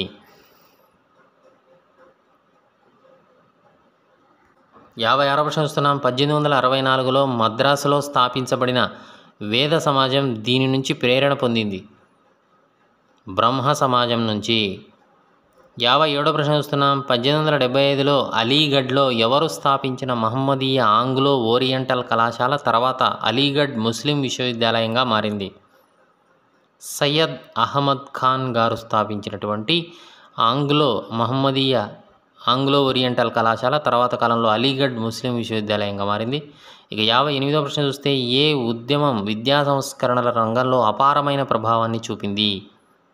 అలీగఢ్ ఉద్యమం. 59వ ప్రశ్న చూస్తున్నాం. సిక్కుల సంస్కరణ సంస్థలైనటువంటి మొదటి సింగు సభలు ఏ సంవత్సరంలో అమృత్సర్లో, లాహోర్లో ఏర్పడ్డాయి? 1873లో అమృత్సర్లో, 1879లో లాహోర్లో ఏర్పడ్డాయి. 60వ ప్రశ్న చూస్తున్నాం. 17వ శతాబ్దంలో యూరోపియన్ అన్వేషకులు, వ్యాపారులు ఆఫ్రికాలో అడుగుపెట్టిన సమయం నుంచి ఏ వ్యాపారం మొదలైంది? బానిసల వ్యాపారం మొదలైంది. 61వ ప్రశ్న చూస్తున్నాం. ఎవరు తన ప్రసంగంలో ఎవరైతే బానిస వ్యతిరేకంగా పోరాడారో వారు ప్రజాస్వామ్యానికి పోరాడినట్లే అని చెప్పినవారు? అబ్రహం లింకన్, అమెరికాలో. 62వ ప్రశ్న చూస్తే అబ్రహం లింకన్ జాతి ప్రజలందరూ సమానత్వానికై పోరాడాలని చెబుతూ ఏ నినాదం ఇచ్చారు? ప్రజల చేత ప్రజల కొరకు పోరాడే ప్రభుత్వం భూమిపై ఎప్పటికీ అంతరించిపోదు అనే నినాదం ఇచ్చారు. ఓకే ఫ్రెండ్స్, వీడియోనైతే లైక్ చేయండి, ఛానల్ను సబ్స్క్రైబ్ చేసుకోండి. 9వ పాఠ్యాంశం చూస్తూ ఉన్నాం. భారత జాతీయ ఉద్యమం 1870 నుంచి 1947. మొదటి ప్రశ్న గమనిస్తే భారతదేశ వనరులు, భారతీయుల జీవితాలు బ్రిటిష్ వారి నియంత్రణలో ఉన్నాయని, బ్రిటిష్ వారి నియంత్రణ ముగిసే వరకు భారతీయులకు చెందదని భావించే చైతన్యం ఏ సంవత్సరం తర్వాత ఏర్పడిన రాజకీయ సంఘాలు ప్రజలందరికీ తెలియజేశాయి? 1845, 1850, 1847 ఏది కాదు. Answer is option B 1850. రెండవ ప్రశ్న గమనిస్తున్నాం. భారత జాతీయ చైతన్యం ఏ సంవత్సర కాలంలో ఉనికిలోకి వచ్చిన రాజకీయ సంఘాల వలన ప్రారంభమైంది? 1870 నుంచి 80, 1875 నుంచి 80, 1865 నుంచి 75 ఏది కాదు. ఆన్సర్ ఈజ్ ఆప్షన్ ఏ 1870 నుంచి 80 కాలంలో. మూడవ ప్రశ్న గమనిస్తూ ఉన్నాం. ఆంగ్ల విద్యను అభ్యసించినటువంటి న్యాయవాదులు వారి యొక్క వృత్తిని నాయకత్వంలో రాజకీయ సంఘాలు స్థాపించబడ్డాయి. అటువంటి వాటికి ఉదాహరణలు తెలపండి. న్యాయవాద వృత్తిని చేస్తూ ఆ వృత్తిని వదిలిపెట్టి తిరిగి రాజకీయ సంఘాలుగా ఏర్పడ్డాయి. 1 పూనా సార్వజనిక సభ, 2 ఇండియన్ అసోసియేషన్, 3 మద్రాస్ మహాజన సభ, 4 బాంబే ప్రెసిడెన్సీ అసోసియేషన్, 5 భారత జాతీయ Congress. Option F 5 answer is option F 5 అండి. 4వ ప్రశ్న చూస్తున్నాం. భారత జాతీయ చైతన్యం నెలకొల్పడం కోసం రాజకీయ సంఘాలు జాతీయవాదానికి కీలకమైన అంశమైన ఏ అంశంతో ఆధునిక చైతన్యంతో వారు పనిచేశారు? ప్రజల చేతిలోని సార్వభౌమాధికారం, ప్రజాప్రభుత్వం, ప్రజా సర్వసత్తాక ప్రభుత్వం ఏది కాదు. ఆన్సర్ ఈజ్ ఆప్షన్ ప్రజల చేతిలోని సార్వభౌమాధికారం. 5వ ప్రశ్న చూస్తున్నాం. బయటి జోక్యం లేకుండా స్వతంత్రంగా వ్యవహరించగలిగే సామర్థ్యాన్ని ఏమంటారు? సర్వసత్తాక, సార్వభౌమాది, గణతంత్ర ఏది కాదు. ఆన్సర్ ఈజ్ ఆప్షన్ ఏ సర్వసత్తాక. 6వ ప్రశ్న చూస్తున్నాం. ఏ సంవత్సరంలో ఆమోదించబడినటువంటి ఆయుధాల చట్టం భారతీయులు ఆయుధాలు కలిగి ఉండడానికి నిషేధించింది? అదే సంవత్సరంలో ప్రాంతీయ భాషాపత్రిక చట్టం కూడా చేయబడి దీని ద్వారా ప్రభుత్వం బ్రిటిష్ వారి చర్యలను విమర్శించిన వారి నోరు నొక్కే ప్రయత్నం చేసింది. 1872, 74, 78, 79. Answer is option C 1878. 7వ ప్రశ్న చూస్తున్నాం. ఏ సంవత్సరంలో ప్రభుత్వం ఇల్బర్ట్ బిల్లును ప్రవేశపెట్టడానికి ప్రయత్నించినప్పుడు యూరోపియన్లలో ఆగ్రహం పెల్లుబికింది? కారణం ఏమిటి అంటే ఈ బిల్లు బ్రిటిష్ లేదా యూరోపియన్లకు భారతీయులచే విచారించడానికి అవకాశం కల్పించబడింది. అందుకు వారు యూరోపియన్లు దాన్ని వ్యతిరేకించారు ఇల్బర్ట్ బిల్లును. 1883, 1875, 1885 ఏది కాదు. ఆన్సర్ ఈజ్ ఆప్షన్ ఏ 1883. 8వ ప్రశ్న చూస్తున్నాం. భారత జాతీయ కాంగ్రెస్ ఏ సంవత్సరంలో బొంబాయిలో స్థాపించబడింది? 1885 డిసెంబరా, 86 డిసెంబరా, 87 డిసెంబరా ఏది కాదు. Answer is option A 1885 December. 9వ ప్రశ్న చూస్తున్నాం. భారత జాతీయ కాంగ్రెస్ ప్రారంభంలో నాయకత్వం వహించిన వారు ఎక్కువ మంది బొంబాయి, కలకత్తా నుంచి వచ్చిన వారే. వీరిలో ముఖ్యులు ఎవరు? దాదాబాయి నౌరోజీ, ఫిరోజ్ షా మెహతా, బదిరుద్దీన్ త్యాబ్జీ, ఉమేష్ చంద్ర బెనర్జీ, రమేష్ చంద్ర దత్, ఎస్ సుబ్రహ్మణ్యం అయ్యర్ పై వారందరూ. ఆన్సర్ ఈజ్ ఆప్షన్ డి పై వారందరూ అండి. 10వ ప్రశ్న చూస్తున్నాం. ఒక ఆలోచనను నివేదికలు రాయటం ద్వారా, సమావేశాలలో మాట్లాడడం ద్వారా ప్రచారం చేసే వ్యక్తిని ఏమంటారు? ప్రచారకర్త, రాతకర్త, నివేదికకర్త ఏది కాదు. ఆన్సర్ ఈజ్ ఆప్షన్ ఏ ప్రచారకర్త. 11వ ప్రశ్న చూస్తున్నాం. ఎవరు రాసినటువంటి poverty and on British rule in India పుస్తకం ఆర్థిక పరంగా బ్రిటిష్ పాలనా ప్రభావంపై ఘాటైన విమర్శ చేసింది? ఫిరోజ్ షా మెహతా రాసిందే, దాదాబాయి నౌరోజీనా, ఉమేష్ చంద్ర బెనర్జీనా ఏది కాదు. Answer is option B Dadabhai Naoroji. 12వ ప్రశ్న చూస్తూ ఉన్నాం. భారత జాతీయ కాంగ్రెస్ ఏర్పడిన మొదటి 20 సంవత్సరాల కాలంలో అనుసరించిన పద్ధతులు, ఏర్పరచుకున్న లక్ష్యాలు ఏ విధంగా ఉన్నాయి? సంస్కారవంతంగా, మితవాదపరంగా, అతివాదపరంగా ఏది కాదు. ఆన్సర్ ఈజ్ ఆప్షన్ బి మితవాదపరంగా. 17వ ప్రశ్న చూస్తున్నాం. ఆ కాలంలో ప్రభుత్వంలోనూ పరిపాలనలోనూ భారతీయులకు తగిన స్థానం కావాలని కాంగ్రెస్ నాయకులు డిమాండ్ చేస్తూ ఉండేవారు. దీని కొరకై లండన్తో పాటు భారతదేశంలో కూడా ఏ పరీక్ష నిర్వహించాలని వారు సూచించారు? అకాడమిక్ పరీక్షన, సివిల్ సర్వీస్ పరీక్షన, లెజిస్లేటివ్ ప్రావిన్స్ పరీక్షన, ఏది కాదు. Answer is option B, civil service పరీక్ష. 14వ ప్రశ్న చూస్తున్నాం. భారత జాతీయ కాంగ్రెస్ మితవాదులు ఇతర డిమాండ్లు ఏవి? కార్యనిర్వాహక శాఖ నుండి న్యాయశాఖను వేరుపరచాలి, ఆయుధాల చట్టాన్ని రద్దుపరచాలి, భావ వ్యక్తీకరణ వాక్ స్వతంత్రం ఉండేలా చేయాలి, పైవన్నీ. 15వ ప్రశ్న చూస్తున్నాం. బ్రిటిష్ వారి అన్యాయపూరితమైనటువంటి పాలన స్వభావాన్ని వివరించి ప్రజలలో చైతన్యం తీసుకురావడానికి ఎవరు సంకల్పించారు? మితవాదులు, అతివాదులు, ఆదర్శవాదులు, ఎవరూ కాదు. ఆన్సర్ ఈజ్ ఆప్షన్ ఏ, మితవాదులు. 16వ ప్రశ్న చూస్తున్నాం. బెంగాల్, మహారాష్ట్ర, పంజాబ్లలో బిపిన్ చంద్రపాల్, బాలగంగాధర తిలక్, లాలా లజపతి రాయ్ వంటి నాయకులు మరింత తీవ్రమైన లక్ష్యాలను పద్ధతులను అన్వేషించడం ప్రారంభించారు. వారు ఎవరి విధానాలను విమర్శించారు? మితవాదుల నిర్ణయాలను, మితవాదుల విధానాలను వ్యతిరేకించారు, రాజకీయ ప్రార్థనలను విమర్శించారు. 17వ ప్రశ్న చూస్తే ప్రజలు స్వరాజ్యం కోసం పోరాడాలని పిలుపునిచ్చారు.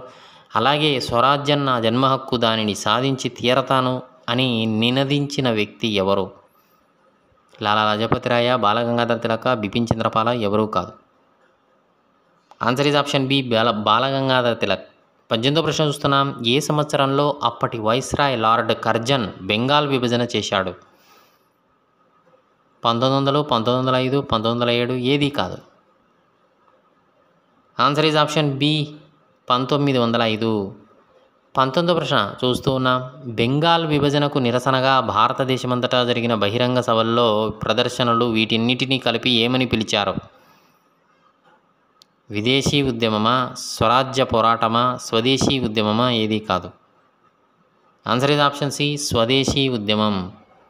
20వ ప్రశ్న చూస్తున్నాం. బెంగాల్ విభజనకు నిరసనగా చేసిన స్వదేశీ ఉద్యమాన్ని కోస్తా ఆంధ్ర ప్రాంతంలో ఏమని పిలిచారు?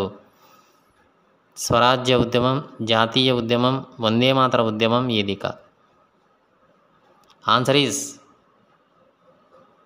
ఆప్షన్ సి, వందేమాతర ఉద్యమంగా పిలిచారు. 21వ ప్రశ్న చూస్తే ఎవరు పంజాబ్కు చెందిన ఒక జాతీయవాది అభ్యర్థన రాజకీయాలను తీవ్రంగా విమర్శించే అతివాదులలో ఒకడు, ఒక ప్రముఖ సభ్యుడు, ఇతడు ఆర్య సమాజంలో కూడా క్రియాశీలక సభ్యుడు? లాలా లజపతి రాయ్, బిపిన్ చంద్రపాల్, బాలగంగాధర తిలక్, ఎవరూ కాదు. ఆన్సర్ ఈజ్ ఆప్షన్ ఏ, లాలా లజపతి రాయ్. 22వ ప్రశ్న చూస్తే బ్రిటిష్ పాలనను వ్యతిరేకిస్తూ స్వదేశీ ఉద్యమం ప్రోత్సహించిన అంశాలు ఏవి? స్వయం సహాయం, స్వదేశీ విద్య, భారతీయ వస్తు వినియోగం, స్వదేశీ ఉత్పత్తి, భారతీయ భాషల వాడుకను ప్రోత్సహించడం, పైవన్నీ అండి. 23వ ప్రశ్న చూస్తున్నాం. ఏ సంవత్సరంలో కొందరు ముస్లిం భూస్వాములు నవాబులతో all India Muslim League Dhaka నందు ఏర్పడింది? బెంగాల్ విభజనకు ముస్లిం లీగ్ మద్దతు ప్రకటించింది 1906 సంవత్సరంలో. 24వ ప్రశ్న చూస్తే ముస్లింలకు ప్రత్యేక నియోజకవర్గాలు ఏర్పరచాలని ముస్లిం లీగ్ కోరింది. ఈ డిమాండ్ను బ్రిటిష్ ప్రభుత్వం ఏ సంవత్సరంలో అంగీకరించింది? ఆన్సర్ ఈజ్ ఆప్షన్ 1909లో. 25వ ప్రశ్న చూస్తున్నాం. ఏ సంవత్సరంలో కాంగ్రెస్ రెండుగా చీలిపోయింది? 1907లో. 26వ ప్రశ్న చూస్తే మితవాదులు, అతివాదులు మళ్ళీ ఏ సంవత్సరంలో కలిసి ఐక్యమయ్యాయి? 1915లో. 27వ ప్రశ్న చూస్తే సమాజంలో సమూలమైన మార్పులు తీసుకురావడానికి హింసను ఉపయోగించడాన్ని ఏమంటారు? హింసాత్మక విప్లవం అంటారు. 28వ ప్రశ్న చూస్తే పాలనాపరమైన సలహాపూర్వక ప్రాతినిధ్య సంఘం, ఇందులోని సభ్యులు ప్రజలచే ఎన్నుకోబడవచ్చు లేదా నియమించబడవచ్చు, ఆ సంఘం ఏది? కౌన్సిల్ అంటారు. 29వ ప్రశ్న చూస్తే ఏ సంవత్సరం తర్వాత బ్రిటిష్ వ్యతిరేక పోరాటం ప్రజా ఉద్యమంగా మారి ఈ పోరాటంలో పెద్ద ఎత్తున రైతులు, ఆదివాసీలు, విద్యార్థులు, మహిళలు, అప్పుడప్పుడు ఫ్యాక్టరీ కార్మికులు కూడా పాలు పంచుకున్నారు? ఆన్సర్ ఈజ్ ఆప్షన్ 1919 తర్వాత. 30వ ప్రశ్న చూస్తున్నాం. మొదటి ప్రపంచ యుద్ధం భారతదేశంలోని ఏ అంశాలను మార్చివేసింది? ఆర్థిక రాజకీయ పరిస్థితులను మార్చివేసింది. 31వ ప్రశ్న చూస్తే ఏ సంవత్సరంలో రష్యాలో విప్లవం జరిగి రైతులు కార్మికులు పోరాటాల గురించిన వార్తలు సోషలిస్టు భావాలు విస్తృతంగా వ్యాపించి అవి భారత జాతీయవాదులకు స్ఫూర్తినిచ్చాయి? 1917 సంవత్సరంలో. 32వ ప్రశ్న చూస్తే గాంధీజీ 46 సంవత్సరాల వయస్సులో ఏ సంవత్సరంలో దక్షిణాఫ్రికా నుంచి భారతదేశానికి వచ్చాడు? 1919లో. 33వ ప్రశ్న చూస్తున్నాం. గాంధీజీ దక్షిణాఫ్రికాలో నడిపిన ఉద్యమాలు విభిన్న రంగాలకు చెందిన భారతీయులను దగ్గర చేశాయి. అవి ఏవి? హిందువులు, ముస్లింలు, పార్సీలు, క్రైస్తవులు, గుజరాతీలు, తమిళులు, ఉత్తర భారతీయులు, ఉన్నత వర్గాలకు చెందిన వ్యాపారులు, న్యాయవాదులు, కార్మికులతో గాంధీజీకి పరిచయాలు ఏర్పడ్డాయి. 34వ ప్రశ్న చూస్తున్నాం. ఏ సంవత్సరంలో భారతీయులతో కలిసి మహాత్మా గాంధీ నాటల్ కాంగ్రెస్ దక్షిణాఫ్రికా స్థాపించాడు? 1895లో. 35వ ప్రశ్న చూస్తే గాంధీ మహాత్ముడు ఏ స్థానిక ఉద్యమాలతో తన పోరాటాలను మొదలుపెట్టాడు? చంపారన్, ఖేడా, అహ్మదాబాద్ ఉద్యమాలు. 36వ ప్రశ్న చూస్తే ఏ సంవత్సరంలో గాంధీజీ నాయకత్వం వహించిన అహ్మదాబాద్ మిల్లు కార్మికుల సమ్మె విజయవంతమైంది? 1918లో. 37వ ప్రశ్న చూస్తున్నాం. ఏ సంవత్సరంలో బ్రిటిష్ వారు జారీ చేసిన రౌలత్ చట్టానికి వ్యతిరేకంగా గాంధీజీ సత్యాగ్రహానికి పిలుపునిచ్చారు? 1919లో. 38వ ప్రశ్న చూస్తున్నాం. రౌలత్ చట్టానికి వ్యతిరేకంగా ఏ సంవత్సరంలో అవమానం ప్రార్థనా దినంగా సమ్మెగా ప్రకటించి అహింసా పద్ధతిలో అసమ్మతి తెలపాలని గాంధీ ప్రజలను కోరారు? 1919 ఏప్రిల్ 6న. 39వ ప్రశ్న చూస్తే రౌలత్ సత్యాగ్రహాన్ని మొదట అఖిల భారత ఉద్యమంగా భావిస్తారు. ఈ సందర్భంగా బ్రిటిష్ వారి క్రూరమైన అణచివేత చర్యలలో భాగంగా ఏ రోజున అమృత్సర్లో జనరల్ డయ్యర్ చేసిన జలియన్ వాలాబాగ్ దురంతం బయటకు వచ్చింది? ఆన్సర్ ఈజ్ ఏప్రిల్ 13, 1919 బైసాఖి రోజున. 40వ ప్రశ్న చూస్తున్నాం. జలియన్ వాలాబాగ్ దురంతం గురించి తెలుసుకొని రవీంద్రనాథ్ ఠాగూర్ ఏ బిరుదును త్యజించాడు? నైట్హుడ్ అనే బిరుదును త్యజించాడు. 41వ ప్రశ్న చూస్తున్నాం. ప్రజాసేవ లేదా వ్యక్తిగతంగా అసాధారణ కార్యాలు సాధించిన వారికి బ్రిటిష్ రాణి ఇచ్చే బిరుదు ఏది? నైట్హుడ్. 42వ ప్రశ్న చూస్తున్నాం. టర్కీ సుల్తాను లేదా ఖలీఫాపై బ్రిటిష్ వారు ఏ సంవత్సరంలో ఒక కఠినమైన ఒప్పందాన్ని రుద్దారు? 1920లో. 43వ ప్రశ్న చూస్తే పూర్వపు ఒట్టోమాన్ సామ్రాజ్యంలో ఉన్న ముస్లిం పవిత్ర స్థలాలపై ఖలీఫా నియంత్రణను పునరుద్ధరించాలని భారతీయ ముస్లింలు కోరారు. దీనితో ఎవరు పూర్తి స్థాయిలో సహాయ నిరాకరణ ఉద్యమం చేయాలని సంకల్పించారు? గాంధీజీ వారికి మద్దతు ఇచ్చాడు. మహమ్మద్ అలీ, షౌకత్ అలీ. 44వ ప్రశ్న చూస్తే ఏ సంవత్సరం నాటికి సహాయ నిరాకరణ ఉద్యమం ఊపందుకుంది? 1921, 22 నాటికి. 45వ ప్రశ్న చూస్తే ఇతరులు భవనం లోపలికి లేదా దుకాణం లోపలికి ప్రవేశించకుండా ప్రజలు వారిని బయట అడ్డగించి నిరసన వ్యక్తం చేయడాన్ని ఏమంటారు? పికెటింగ్ అంటారు. 46వ ప్రశ్న చూస్తే ఆంధ్రప్రదేశ్లోని గుంటూరు జిల్లాలో గిరిజనులు, పేద రైతులు అనేక సార్లు ఏ ఉద్యమాలు నిర్వహించారు? అటవీ సత్యాగ్రహాలు నిర్వహించారు. పుల్లరి అంటే అడవిలోని ఎండు కట్టెలను మోసుకొస్తే దానికి వేసే ట్యాక్స్, అది పన్ను, ఇది కూడా ఉల్లంఘించారు. ఇక 47వ ప్రశ్న వస్తే పంజాబ్లోని గురుద్వారాలలో బ్రిటిష్ వారి మద్దతుతో ఉన్న అవినీతి పరులైన ఎవరిని తొలగించాలని సిక్కులలోని అకాలీలు ఉద్యమించారు? మహంతులు అని పిలిచారు. 48వ ప్రశ్న చూస్తే గురుద్వారాలలో మత కార్యక్రమాలను నిర్వహించే సిక్కు మత పెద్దలను ఏమంటారు? మహంతులు. 49వ ప్రశ్న చూస్తే కొన్నిసార్లు ప్రజలు గాంధీజీని ఏమని భావించారు? తమ కష్టాలు పేదరికం అధిగమింపజేయడానికి సహాయపడగల దైవంగా భావించారు మహాత్మా గాంధీని. 50వ ప్రశ్న చూస్తే 1922 ఫిబ్రవరిలో రైతుల సమూహం చౌరీ చౌరాలోని పోలీస్ స్టేషన్కు నిప్పు పుట్టిన ఘటనలో గాంధీజీ ఏ ఉద్యమాన్ని హఠాత్తుగా ఆపివేశాడు? విరమించాడు. సహాయ నిరాకరణ ఉద్యమం. 51వ ప్రశ్న చూస్తే ఏ నాయకులు పార్టీ శాసనమండలి ఎన్నికలలో పోటీ పడాలని సభలో ప్రవేశించే ప్రభుత్వ విధానాలను ప్రభావితం చేయాలని వాదించారు? చిత్తరంజన్ దాస్, మోతీలాల్ నెహ్రూ. 52వ ప్రశ్న చూస్తే 1920 మధ్యకాలంలో జరిగినటువంటి 2 ముఖ్యమైన పరిణామాలు. హిందూ సంస్థ, రాష్ట్రీయ స్వయం సేవక్ సంఘ్, భారతీయ కమ్యూనిస్ట్ పార్టీ. 53వ ప్రశ్న చూస్తున్నాం. 1929లో జవహర్లాల్ నెహ్రూ అధ్యక్షతన కాంగ్రెస్ సమావేశంలో దేనికోసం పోరాడాలన్న తీర్మానంతో ఈ దశాబ్దం ముగిసింది? పూర్ణ స్వరాజ్యం, సంపూర్ణ స్వాతంత్రం. 54వ ప్రశ్న చూస్తున్నాం. భగత్ సింగ్, చంద్రశేఖర్ ఆజాద్, సుఖ్దేవ్ మొదలగు విప్లవ జాతీయవాదులు హిందుస్థాన్ సోషలిస్ట్ రిపబ్లిక్ అసోసియేషన్ను ఏ సంవత్సరంలో ఢిల్లీలోని ఫిరోజ్ షా కోట్లా వద్ద ప్రారంభించారు? 1928లో. 55వ ప్రశ్న చూస్తే 1928 డిసెంబర్ 17న లాలా లజపతిరాయ్పై లాఠీచార్జి చేసి ఆయన మరణానికి కారణమైనటువంటి శాండర్స్ అనే బ్రిటిష్ అధికారిని ఎవరు హత్య చేశారు? భగత్ సింగ్, ఆజాద్, రాజ్గురు. 56వ ప్రశ్న చూస్తున్నాం. ఏ సంవత్సరంలో భగత్ సింగ్, సుఖ్దేవ్, రాజ్గురులను ఉరితీశారు? మార్చి 23, 1931లో. 57వ ప్రశ్న చూస్తున్నాం. ఉప్పు చట్టాన్ని ఉల్లంఘించడానికి పాదయాత్రకు నాయకత్వం వహిస్తానని ఏ సంవత్సరంలో గాంధీజీ ప్రకటించాడు? 1930లలో. 58వ ప్రశ్న చూస్తూ ఉన్నాం.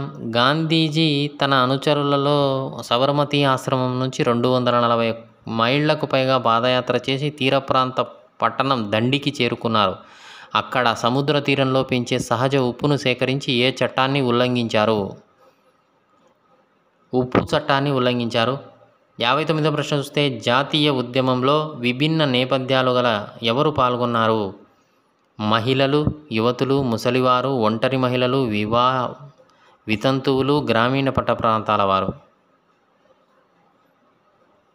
60వ ప్రశ్న చూస్తున్నాం. కర్ణాటకకు చెందిన అంబాబాయికి 12 ఏళ్ల వయసులో వివాహమైంది. 16 ఏళ్లకు వితంతువుగా మారింది. అయితే ఆమె చేసిన పని ఏమిటి?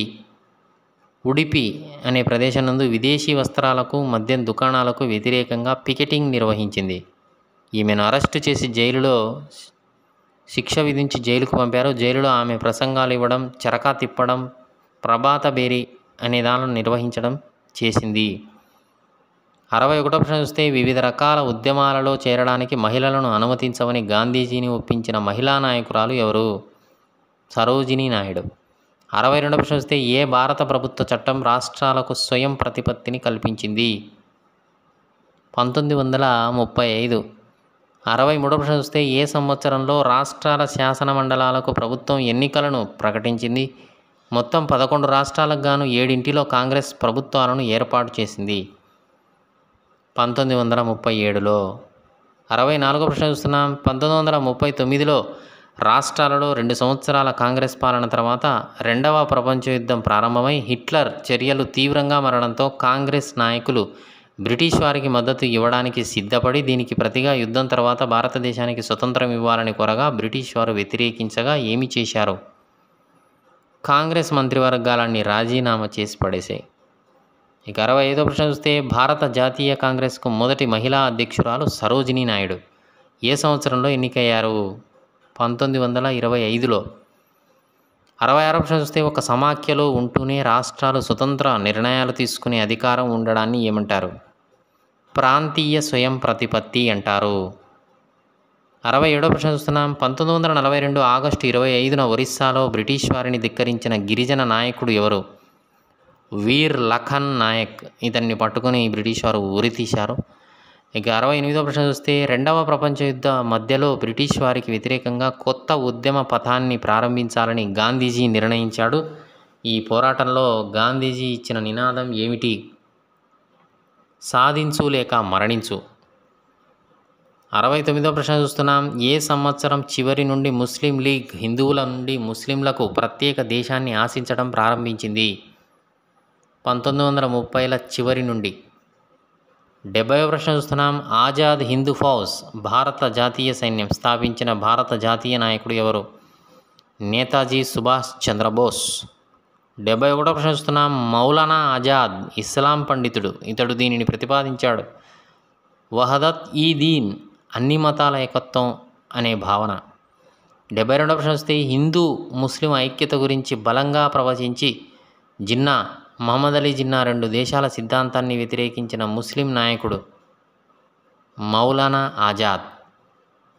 73వ ప్రశ్న చూస్తే 1946లో స్వేచ్ఛా భారతదేశంలో ఏర్పడిన మధ్యంతర ప్రభుత్వంలో సభ్యునిగా మొదటి భారతీయ గవర్నర్ జనరల్గా పనిచేసి దక్షిణ భారతదేశంలో ఉప్పు సత్యాగ్రహం నడిపినటువంటి నాయకుడు ఎవరు?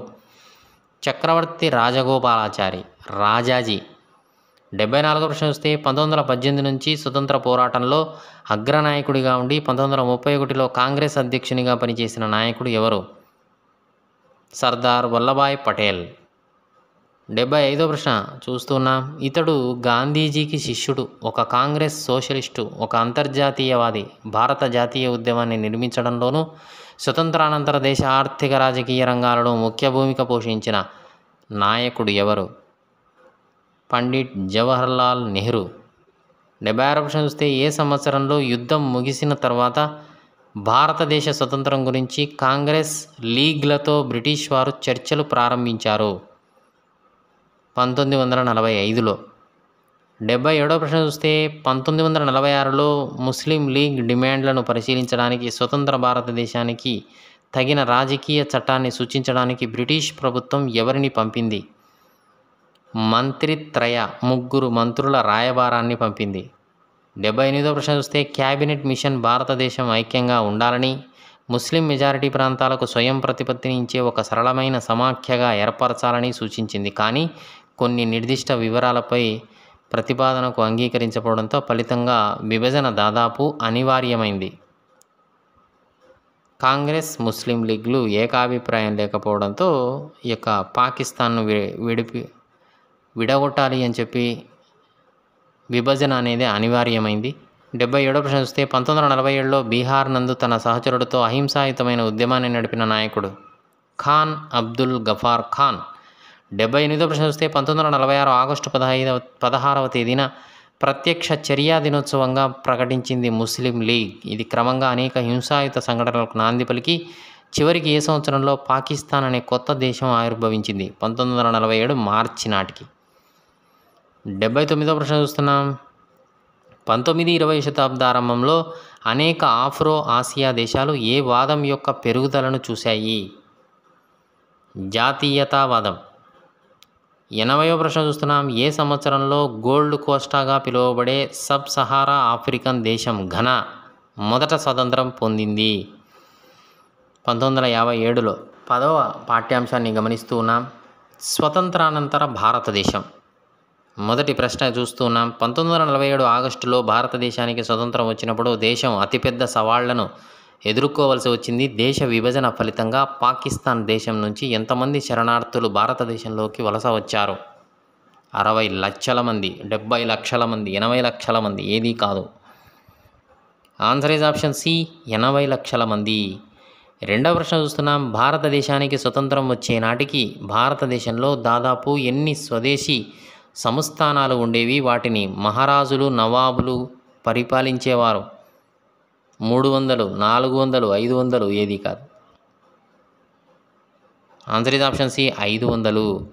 మూడవ ప్రశ్న చూస్తున్నాం. ఏ సంవత్సరంలో మతోన్మాది నాథూరామ్ గాడ్సే చేతిలో గాంధీ హత్య చేయబడ్డాడు? 1947 జనవరి 30, 1948 జనవరి 30, 1948 ఆగస్టు 30, ఏది కాదు. ఆన్సర్ ఈజ్ ఆప్షన్ బి, 1948 జనవరి 30న. నాలుగవ ప్రశ్న గమనిస్తున్నాం. 1947లో భారతదేశం జనాభాలో ఒక పెద్ద దేశం. ఆనాటి మన జనాభా దాదాపు ఎన్ని కోట్లు? 33.5 కోట్ల, 34.5 కోట్ల, 36.4 కోట్ల, ఏది కాదు. ఆన్సర్ ఈజ్ ఆప్షన్ బి, 34.5 కోట్లు. ఐదవ ప్రశ్న చూస్తున్నాం. 1946 డిసెంబర్ నుంచి 1949 నవంబర్ వరకు దాదాపు ఎంతమంది రాజ్యాంగ పరిషత్తు సభ్యులు భారత రాజకీయ భవిష్యత్తు కోసం అనేక సార్లు సమావేశమయ్యారు? 200 మంది, 300 మంది, 400 మంది, ఏది కాదు.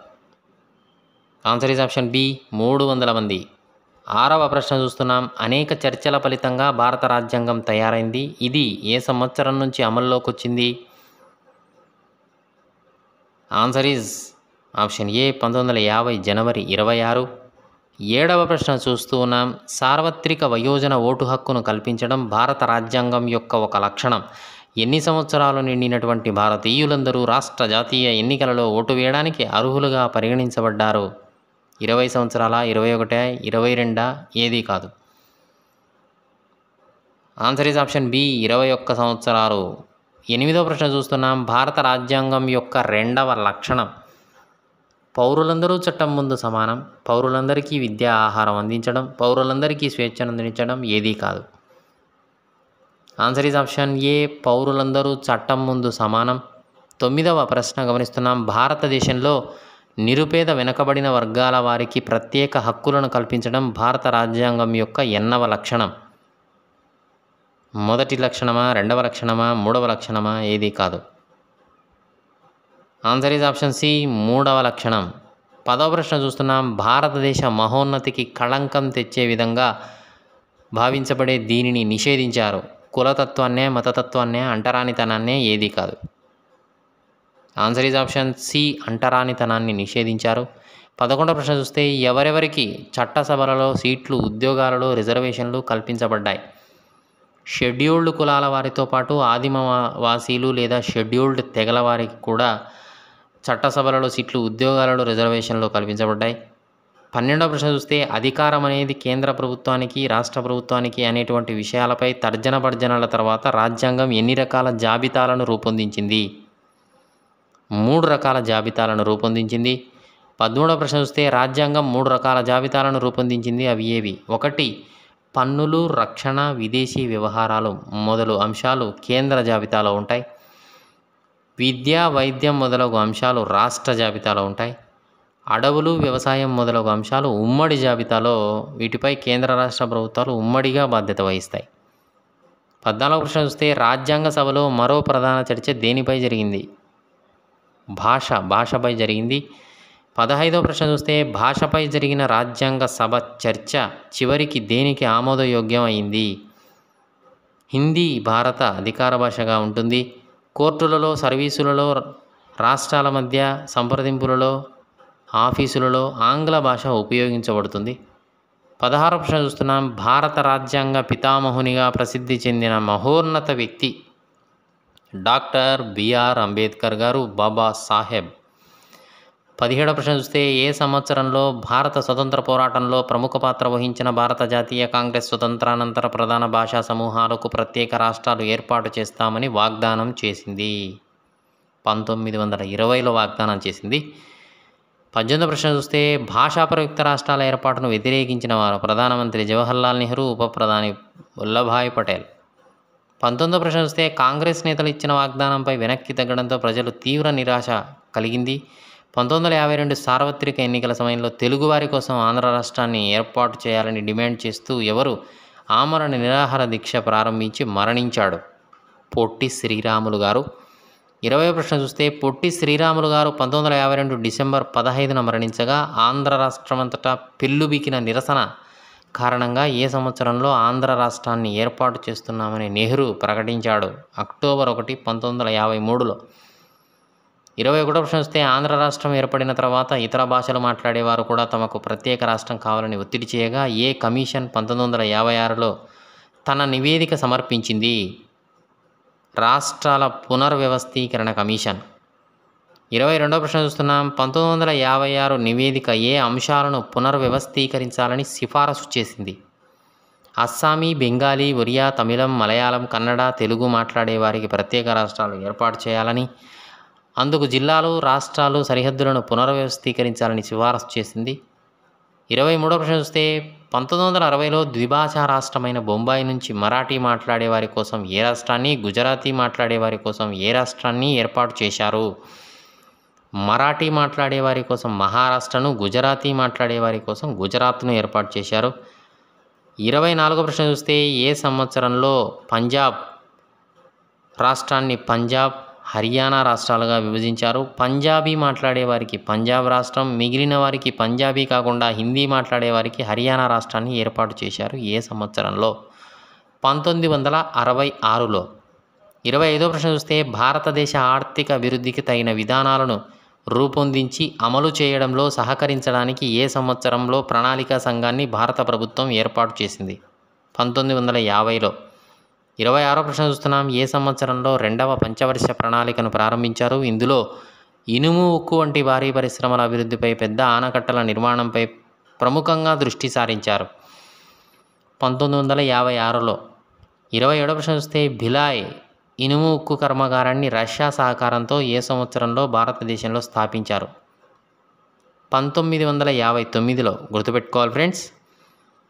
28వ ప్రశ్న చూస్తే విజ్ఞాన శాస్త్రం యంత్రాల వల్ల కొంతకాలం మానవుడు భారీ రాబడిని పొందగలుగుతాడేమో కానీ అంతిమంగా అవి నిరుద్యోగీకరణకు దారితీస్తాయి. మనం శారీరకంగా ఆరోగ్యంగా ఉండాలన్న, నైతికత గల మానవజాతిగా మనుగడ సాధించాలన్నా ప్రకృతి సమతుల్యం అధ్యయనం చేయాల్సినటువంటి అవసరం ఉందని చెప్పిన గాంధీ అనుచరురాలు 1949లో మీరా బెహన్. 29వ ప్రశ్న చూస్తే రెండవ ప్రపంచ యుద్ధం యొక్క వినాశనం తర్వాత ఏ దేశం స్వతంత్రం పొందింది? భారతదేశం. 30వ ప్రశ్న చూస్తున్నాం. అమెరికా, రష్యా మధ్య గల అధికారిక సైద్ధాంతిక వైరుధ్యాల వల్ల రెండు దేశాలు సైనిక కూటములు ఏర్పాటు చేసుకుని ఏ సంవత్సరాల మధ్య ప్రచ్ఛన్న యుద్ధం ప్రారంభించాయి? 1950, 60ల మధ్య. 31వ ప్రశ్న చూస్తే ఏ దేశాలు అలీన విధానాన్ని రూపొందించాయి? ఈజిప్ట్, యుగోస్లోవియా, ఇండోనేషియా, ఘనా, భారతదేశం. 32వ ప్రశ్న చూస్తే ఏ సంవత్సరం నాటికి అనేక దేశాలు అలీన ఉద్యమంలో చేరాయి? 1970 నాటికి. ప్రశ్న చూస్తున్నాం. భారతదేశానికి స్వతంత్రం వచ్చి 2007 ఆగస్టు 15 నాటికి ఎన్ని సంవత్సరాలు పూర్తయింది?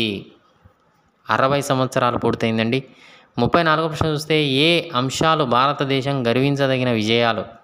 భారతదేశం ఎప్పటికీ సమైక్యంగానే ఉంది, ఉంటూనే ఉంటుంది, ప్రజాస్వామ్య దేశంగానే కొనసాగుతూ ఉంటుంది. 35వ ప్రశ్న చూస్తే భారతదేశానికి స్వతంత్రం వచ్చిన నాటి నుంచి ఎన్ని సాధారణ ఎన్నికలు జరిగాయి? 13 సాధారణ ఎన్నికలు జరిగాయండి. 36వ ప్రశ్న చూస్తే భారతదేశానికి స్వతంత్రం వచ్చినప్పటి నుంచి రాష్ట్రాలు ఎన్నికలు, స్థానిక ఎన్నికలు ఎన్ని జరిగాయి? వందలాదిగా జరిగాయి.